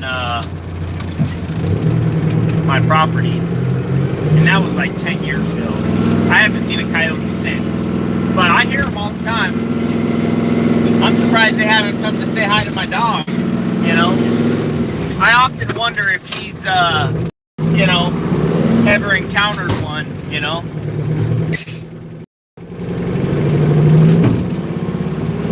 Goats taste a lot like deer. They stay still longer. Yeah, goats aren't too smart. Those things eat anything, from what I've heard.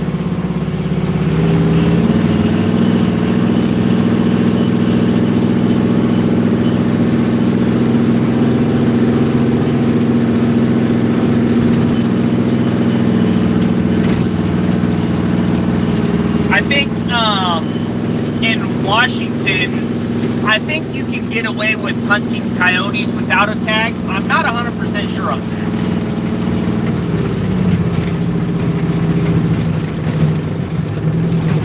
I think it used to be that way. I don't know if it is that way anymore or not. But that used to be hunted without a tag.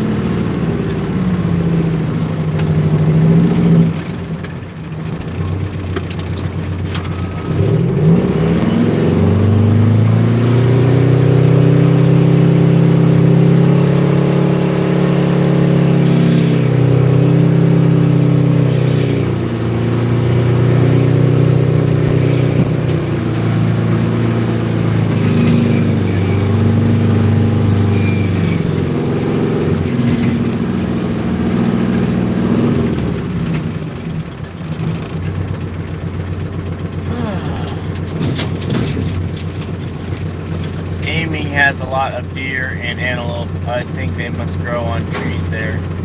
Wyoming. Yeah, there's some places they have so much deer, like, it's insane. In Western Washington, like in Shelton area, they're out there, but they're not like they are in Eastern Washington. In Eastern Washington, I went hunting there one year with my father-in-law. He got the special tag to go to Hell's Canyon, the 4A, 410 ranch or whatever it was. And it was basically guaranteed for him to get a deer. I didn't draw the special tag, so I had to hunt on the opposite side of the road. And the deer, they know what the rules are. Because, you know, where he was hunting, it was like a 2-point or better. And where I had to hunt was 4-point or better. There were so many deer on my side, I could have literally took my pistol out and emptied a clip into like a whole pack of them. But none of them had 4 points. You know? My father-in-law ended up getting a deer. Blacktail, muley, or whatever it was.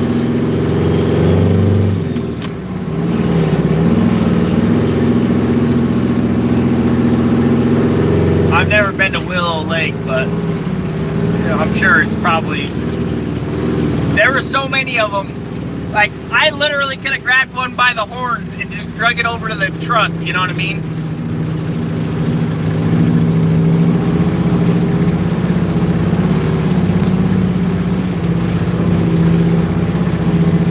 It was nuts.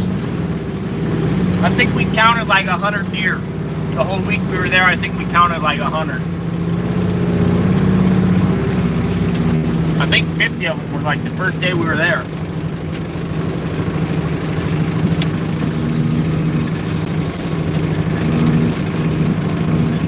Dump truck work, I would say, and it's in demand. It's always in demand. You know, infrastructure is constantly crumbling. The only way to build it is with dump trucks. The only time dump truck work is probably, you know, slowing down is when the population shrinks. You know? Less people, they need to build less houses. Less people, less traffic. The infrastructure doesn't crumble as much. That's kind of the way I see it. I can't really ever say that I've experienced a slow season in the time I've been in business, because I haven't. Even when COVID hit, I never even seen the effects of it. There were businesses that did in the construction industry. We didn't see any slowdowns.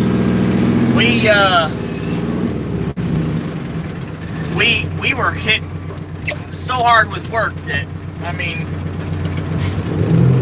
that was one of the reasons why I bought another dump truck, too. Like, everyone was kind of panicking, and I was like, man, I know I'm going to have work. So I bought it. And, you know, I just pretended like COVID didn't exist, and I just kept working. You know, and I still feel like it don't exist. Like, sure, it's, you know, sure it probably exists, but it's nothing to the common cold, in my mind. You know, I'm sure people have died of it, but people die of the cold too. You know, it's out of our control as human beings. You know, wearing a little mask is not going to keep you from catching it.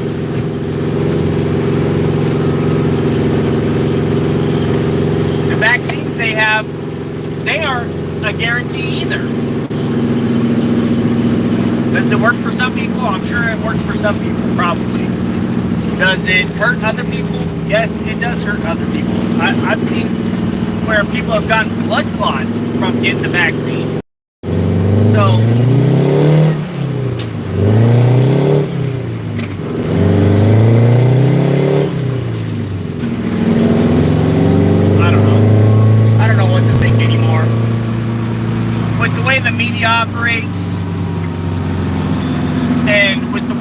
you know, they're forcing a narrative, it makes me want to believe the exact opposite. Well, maybe they're trying to play reverse psychology. I don't know.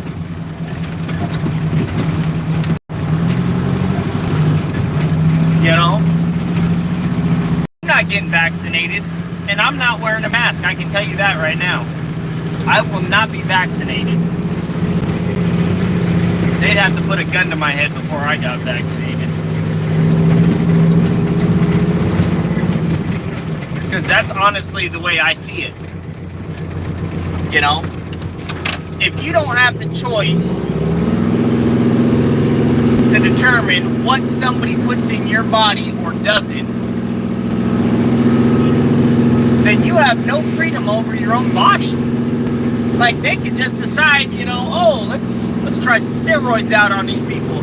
We're gonna pump everybody full of steroids so we can go on a war effort, but we're gonna try and conquer the world. Let's just pump everybody full of steroids. That way we have a mega, you know, roided out army or something. Then we'll do the draft again. We'll force everybody to enlist.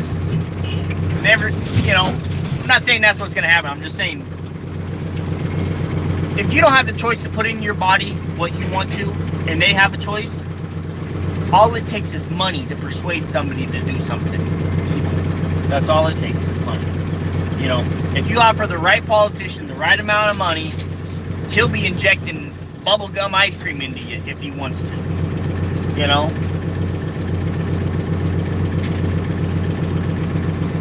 That's just the way it goes. You know? Science plays a big part in it, yes. Money plays a bigger part in it. That's the way ever since I started my business, it's kind of ruined my view on society and the world. Because money, everything revolves around money.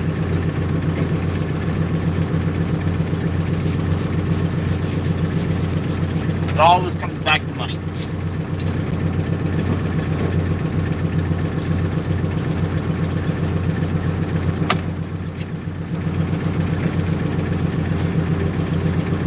If the right politician is going to make a certain amount of money by saying, oh, get this vaccine, it's safe. And that's what he's going to say. A certain doctor gets paid a certain amount of money to make something, and he's going to make it.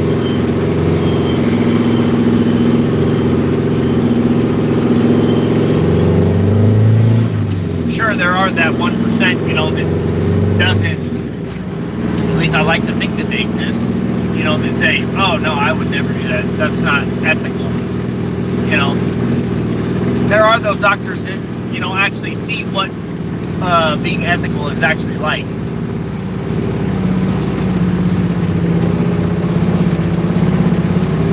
Now, I'm not saying they're all bad.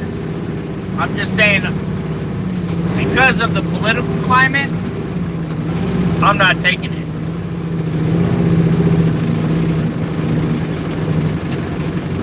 Because to me, it's not about whether or not the vaccine works as much as it is about the freedom of what I put in my body and what I don't.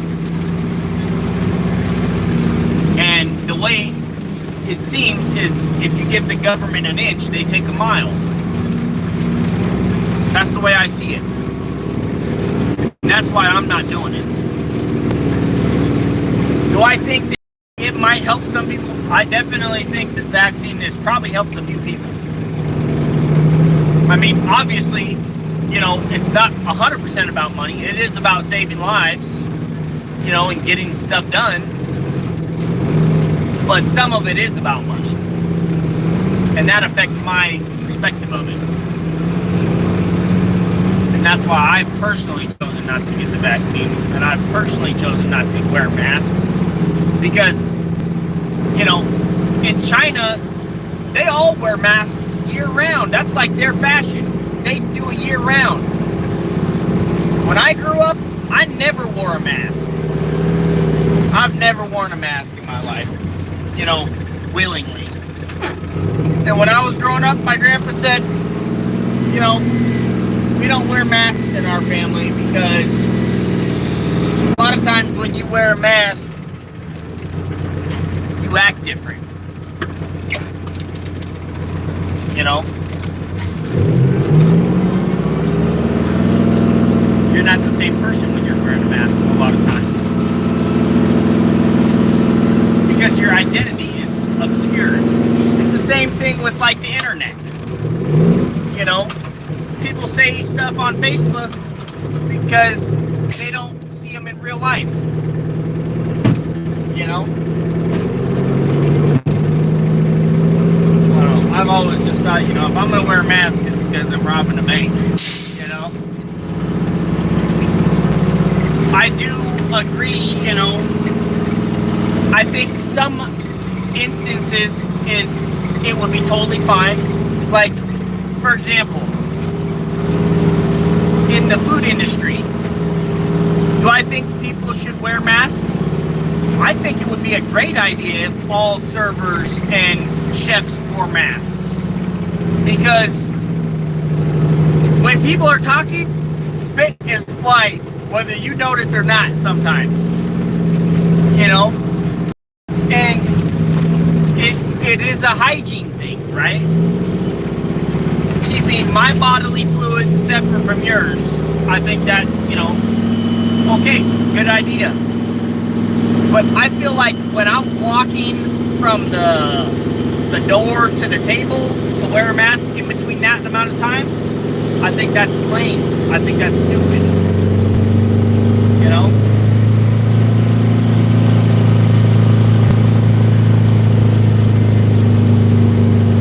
I wear masks when asked to out of respect of higher risk people. Yeah, just like the cells in your body are replicated. I was born.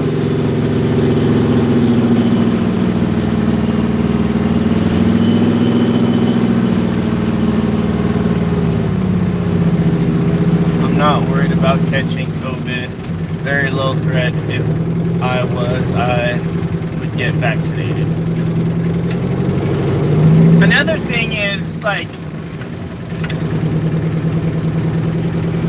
me personally, other than the major inconvenience of, you know, going into stores and them asking me to wear a mask or asking me if I'm vaccinated or kicking me out because I'm not wearing a mask, I have seen nothing of COVID. I haven't met a single person that has had COVID. I haven't met a single person that died. I don't know a single person that's died. You know? And if I do know somebody that knows somebody that knows somebody that has died from COVID, I'm thinking, okay, is it really COVID? Or was it just a common cold that they died of? Like, because they politicized everything so much that you really don't even know. You don't even know. There's no way of knowing if they're telling the truth or not. And with their track record, I don't believe anything the media says nowadays. Their track record is negative for me. I don't believe anything I read on, you know. I just don't believe it anymore. Like, I haven't seen dead bodies in the streets. I haven't seen the hospitals overrun. I haven't, you know, experienced any of that stuff. So how can I believe that's real? Like, that's not real to me. Amen to that. We ain't getting out of here alive. The media hype blew it completely out of proportion. Like, I don't know. They blew it way out of proportion. And I know why they did it. It's all about money. It's all about money. The media makes money from people watching and them selling advertisements. And people watch more when there's crisis. That's exactly, and they've admitted to it several times. They've admitted to it. People don't want to watch good news. They want to watch horrible crisis. Everything's going south. That's what people want to watch. That's what people pay to watch. That's what advertisers put their stuff advertised on because that's what people are watching. You ever wonder why Jerry Springer's is so popular? You know, or Maury, or Steve Harvey, or, you know, all those other shows. It's because people like drama. They don't want to see the boring crap. They don't want the boring stuff. Boring is good in small doses. You know, oh, yeah, cool. Billy got cured from cancer. That is so awesome. Everybody died. That's what everybody wants to see. You know, how many you want to tune into the 5 o'clock news and see who got killed next? That's what people want to watch. Not me personally. I don't want to watch any of the news.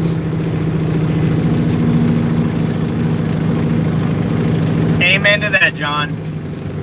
My time is my time. I believe that true. That 100%. Like, I believe that there is a God, personally, you know, and I believe that He decides when we die. Personally, that's what I believe. You know, unless I make my own decision and try and, you know, do something other than His plan, then obviously, you know, I don't think God has 100% control over what we do, as per se. Like, I don't believe in destiny, that type of stuff. I don't really believe in destiny. But I feel like God has, like, you know, an idea of what our life is going to plan out to be. Like, I don't think there's a checklist. He says, oh, you accomplished this, okay, you're dead. Check. I don't think it's like that. I think it's more complex than that. You know, but, you know, life is not meant to be eternal. You know, we're not meant to live forever. And there is a beauty in seeing everything, you know, the circle of life. If they say I can't renew my license, I'll just keep driving without a license, Derek. And I'll carry my gun on me. And then if a police officer tries to enforce that bullcrap, I'll just say, hey man, is it worth your life? Because I'm going to feed my family, and I don't care what the law says. I'm feeding my family. That's what it would come down to for me. I will be feeding my family, no matter what.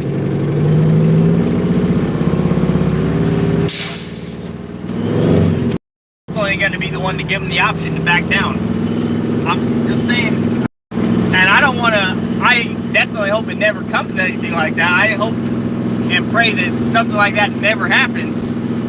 You know, I'm not hoping for the end to happen, you know, or the apocalypse to happen. I'm not hoping for none of that. I don't want that to happen, honestly. I want people to get a grip and realize that the government is to your body. I mean, what was it? Benjamin Franklin said it best. He said, you can have freedom or safety. You don't get to have them both, basically. When you give away your freedom for safety, you lose both. You know? And that's the cold, hard truth of the world. Yeah, that's another thing. John's right on point. In another year or two, I may not even need my CDL anymore. That, honestly, that's where I would like to be. I would like to have to not renew my CDL. I'd have it all figured out where I just dispatch the truck and work on them, you know. Honestly, I don't even want to be in a truck anymore, you know. I've been driving for 10 years now. More than, yeah, not 10 years, you know. I'm honestly, I feel like driving has been great to me and I've loved it. I've seen some crazy stuff driving. I have seen some crazy things driving. Like, you have no idea some of the things I've seen driving. I've witnessed several miracles happened when I was driving. You know, where people got in accidents and I wasn't involved in it. Luckily, you know.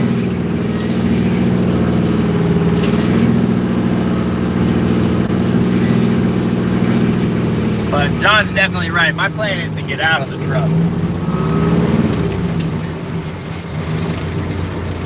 You know, for about the past year, the truck has seemed more like a jail cell, you know?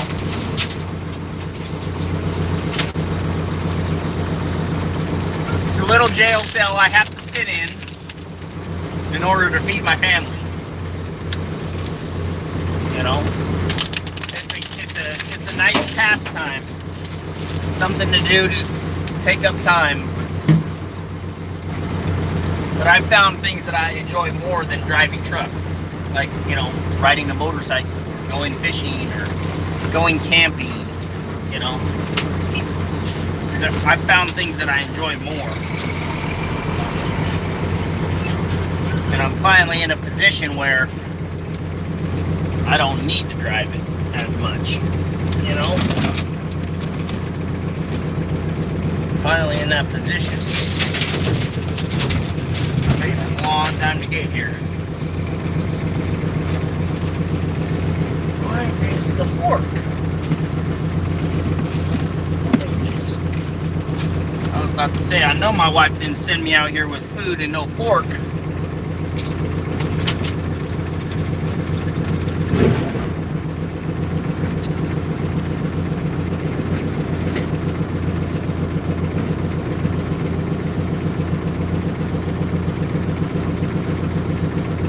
Brian, this is another one of those times when you don't know what you're saying on here. Amen to that, John.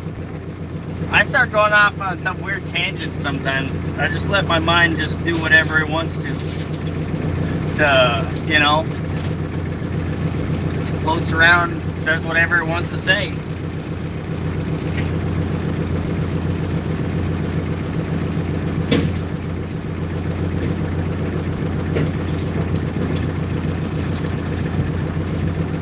I totally missed that boat. I don't even know what you guys are talking about anymore.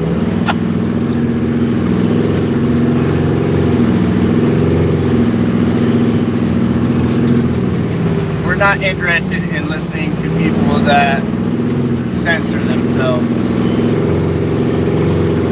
That's good. I wouldn't say I want to censor myself, but I want to make sure I'm putting out the right message. I want my message to be refined, you know, not censored.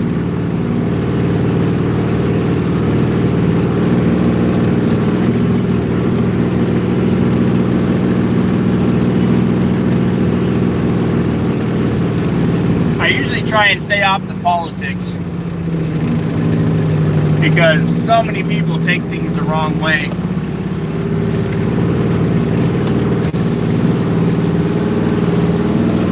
And politics, there's so many different opinions in politics. You know, if somebody hasn't eaten and they take one thing the wrong way,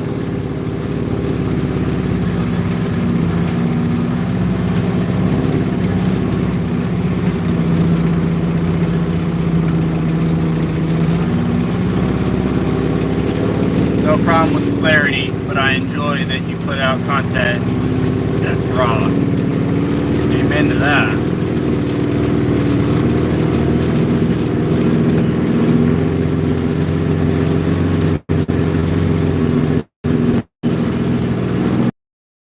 It's not 100% raw. I do censor a lot of things, like, you know, and Grandpa, you know, probably knows. You know, sometimes I use words that he don't agree with. You know, there's words I don't agree with saying in public. You know, that's a form of censoring, but it's not, you know, you get the picture.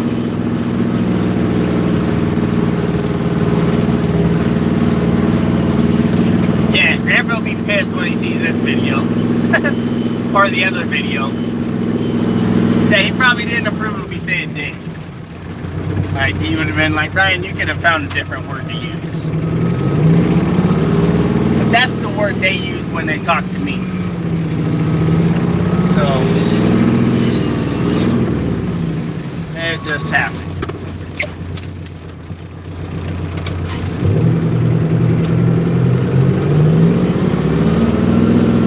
You know, I try not to swear on my channel. But you better believe, I have my moments. I just don't have them on camera. I know Grandpa doesn't think I do. Sorry, Grandpa, I ain't perfect. You're watching this.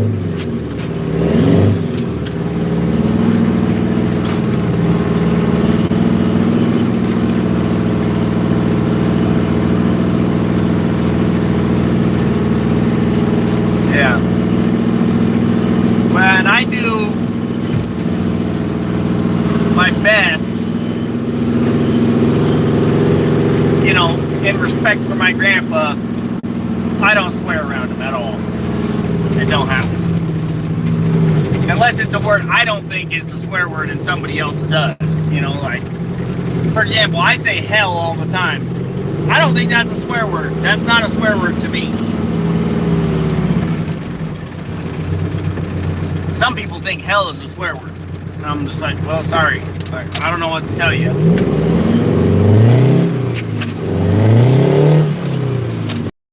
You know? Oh, you should say heck. Well, heck and hell, they're both the same place. What's the difference, you know? I don't know.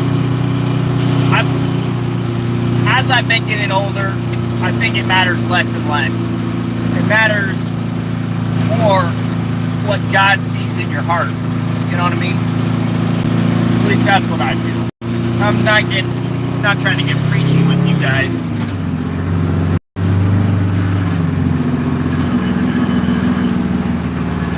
But they do say the road to heaven is, or the road to hell is paved with good intentions. They do say that. That is a saying, so I don't know if that's true though. I feel like if you have good intentions, God's gonna know that they were good intentions. It's just stuff didn't work out the way you planned it.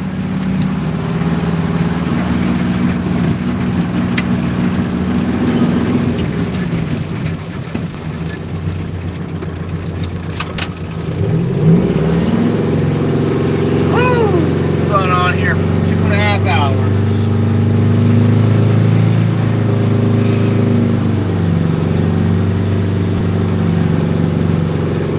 Damn, time really does fly when you're just talking to yourself, talking to people online. Time really can go by really quick.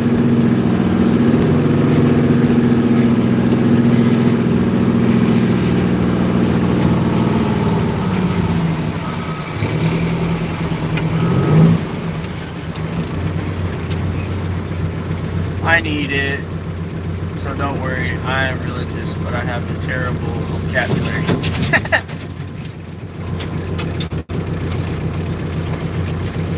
Well, John, if it makes you feel any better, 12 apostles were sailors, so don't think that they weren't sailors. Those sailors were different than the sailors today.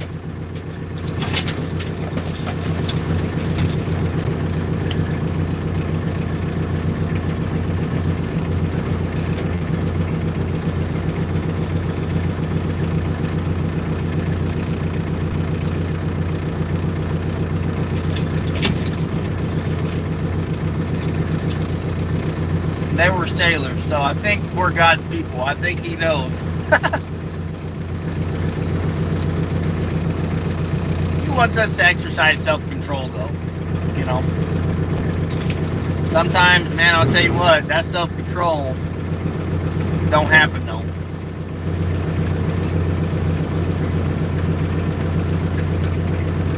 I got the chance to load my truck with this 330C. That's the biggest machine I've ever operated. Caterpillar 330C.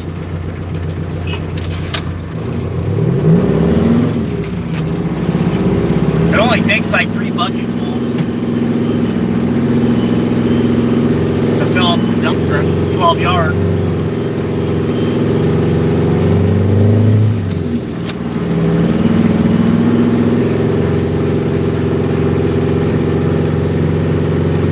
That means that's probably like a 4 or 5 yard bucket.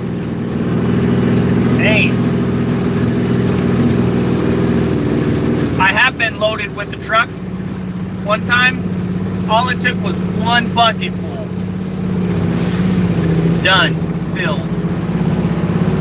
That was insane. I remember that job.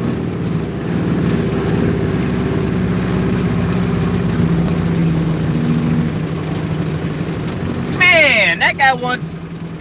Jeez Louise, I just got a message from somebody trying to sell a mobile welder. It's a Miller Bobcat, 1991. Guy wants $2,500 for it. $2,500 for a 30-year-old welder. That just seems unreasonable.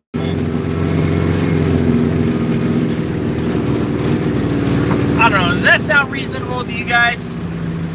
It's a Miller Bobcat. I think it's a Bobcat. $2,500. It was made in 1991.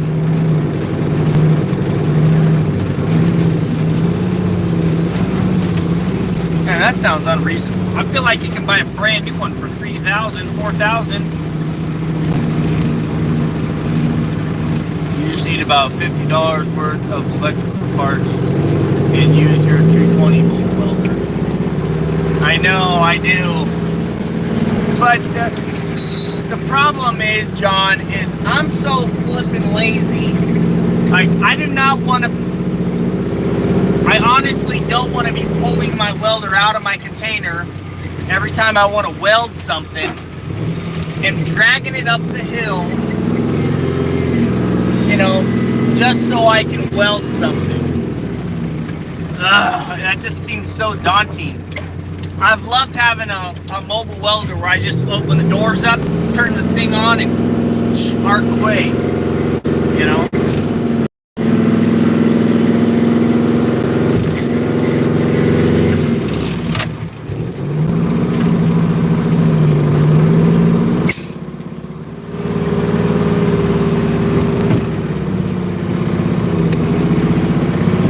But does that sound like a reasonable price? $2,500 for a 30-year-old welder? Same comment. LOL.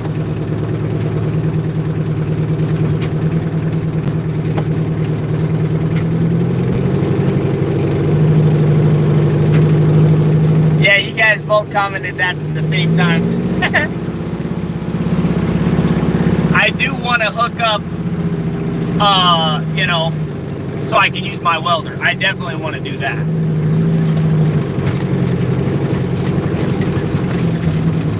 But I'd also like to have a dependable mobile welder. Also.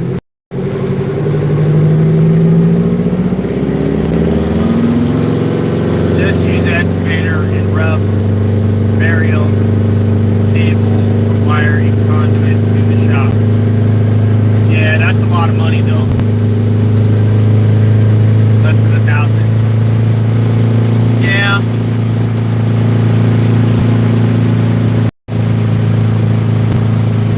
But I want to end up doing my shop twice. I just want to wire it once. The wire it once is going to take more than just some burial cable.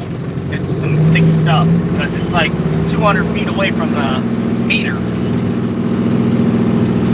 And then it was me and my buddy are going to do it after the fact. That way, you know, we don't have to pay for some permit for something, you know.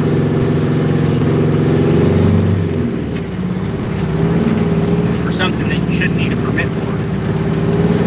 At least I think that's what we talked about. I could be wrong. I could be totally wrong on that. We may already have this stuff because I did buy a whole bunch of stuff when I did the stuff for the meter. I bought a whole bunch of stuff. I paid like a lot of money. And we just have a whole bunch of stuff sitting in my pump house for when the house is done. I've kind of forgotten what the plan was because he developed the whole plan, so he knows that everything that we're doing. I don't really know it. I'm just along for the ride. I kind of just trust his judgment on what he was saying. Sounded like a good plan to me, so I was like, yeah, let's do that.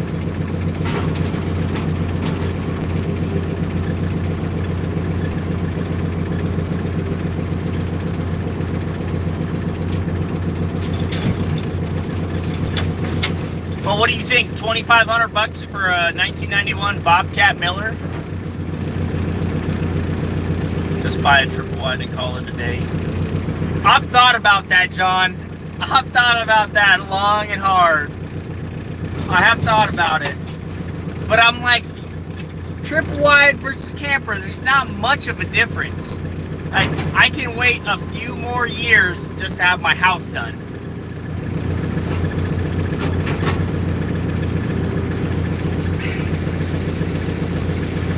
Yeah, but there's no way of knowing how many hours are on it. I mean, there could be an hour meter, but who knows when it was installed, or if it even works, or if it stopped working and then they fixed it. I'm not big on hour meters. Yeah, it's kind of risky. That's what I was thinking.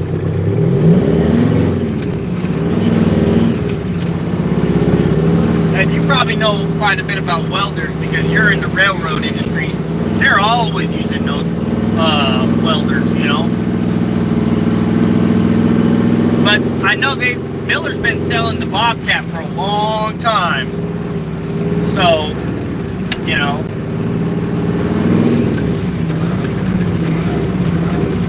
But the welder I bought,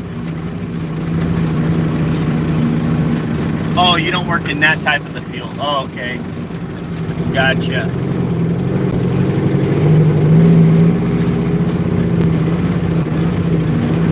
No, the Miller Blue Star I have, it was great when I first bought it. The welding part works great. Then it blew the head. And now it just doesn't seem like it's the same beast that it was. And I've never been able to use the plugins either because the frequency's off. When you plug in a tool, it has too much voltage or too high or whatever. Because I used it for one of my angle grinders and it burned it out after like 3 minutes of using it. It burned the switch out. And you can tell it was the generator because it had more voltage than a normal plug-in. Because I remember when I kicked that thing on, it was like, I was like, oh snap, this thing's got some juice. And I didn't think nothing of it, and the next thing I know, and then it was burnt out. And I'm like, oh man, I wish we could have this power all the time.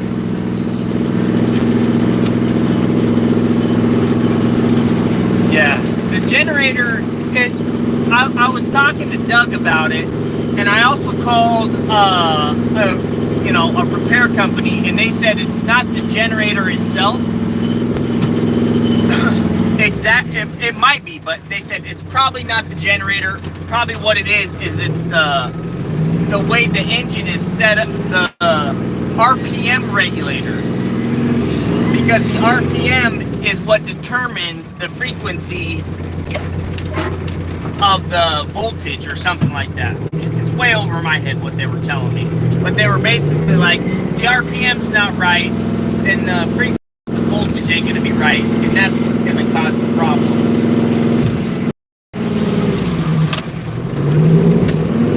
Yeah, it's over 60 hertz. And it's got two switches, you know, that's supposed to do it, but it's not, they don't work, apparently. So it might just be a simple switch, but I didn't think it was worth it to take the welder in and pay him $200 or whatever it was to diagnose it, and then whatever it was to fix it. I was like, it's an old welder, it blew a head. I don't want to get too deep into this welder when I'm not, you know, attached to it. It's just a welder.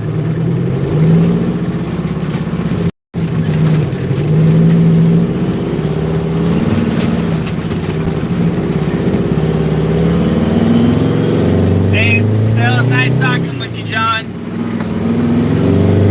Nice hearing from you, buddy. Let me know, you guys message me on Facebook more, man. Send me some updates on that old Kenworth. I like watching those videos when you're putting them out.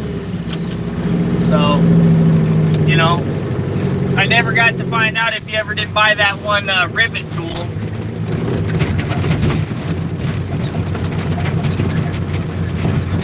You too. Take care of yourself, man.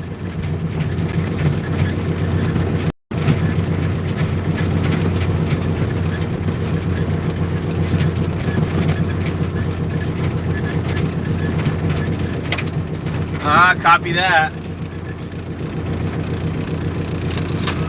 Yeah, I know how it gets, man. Later.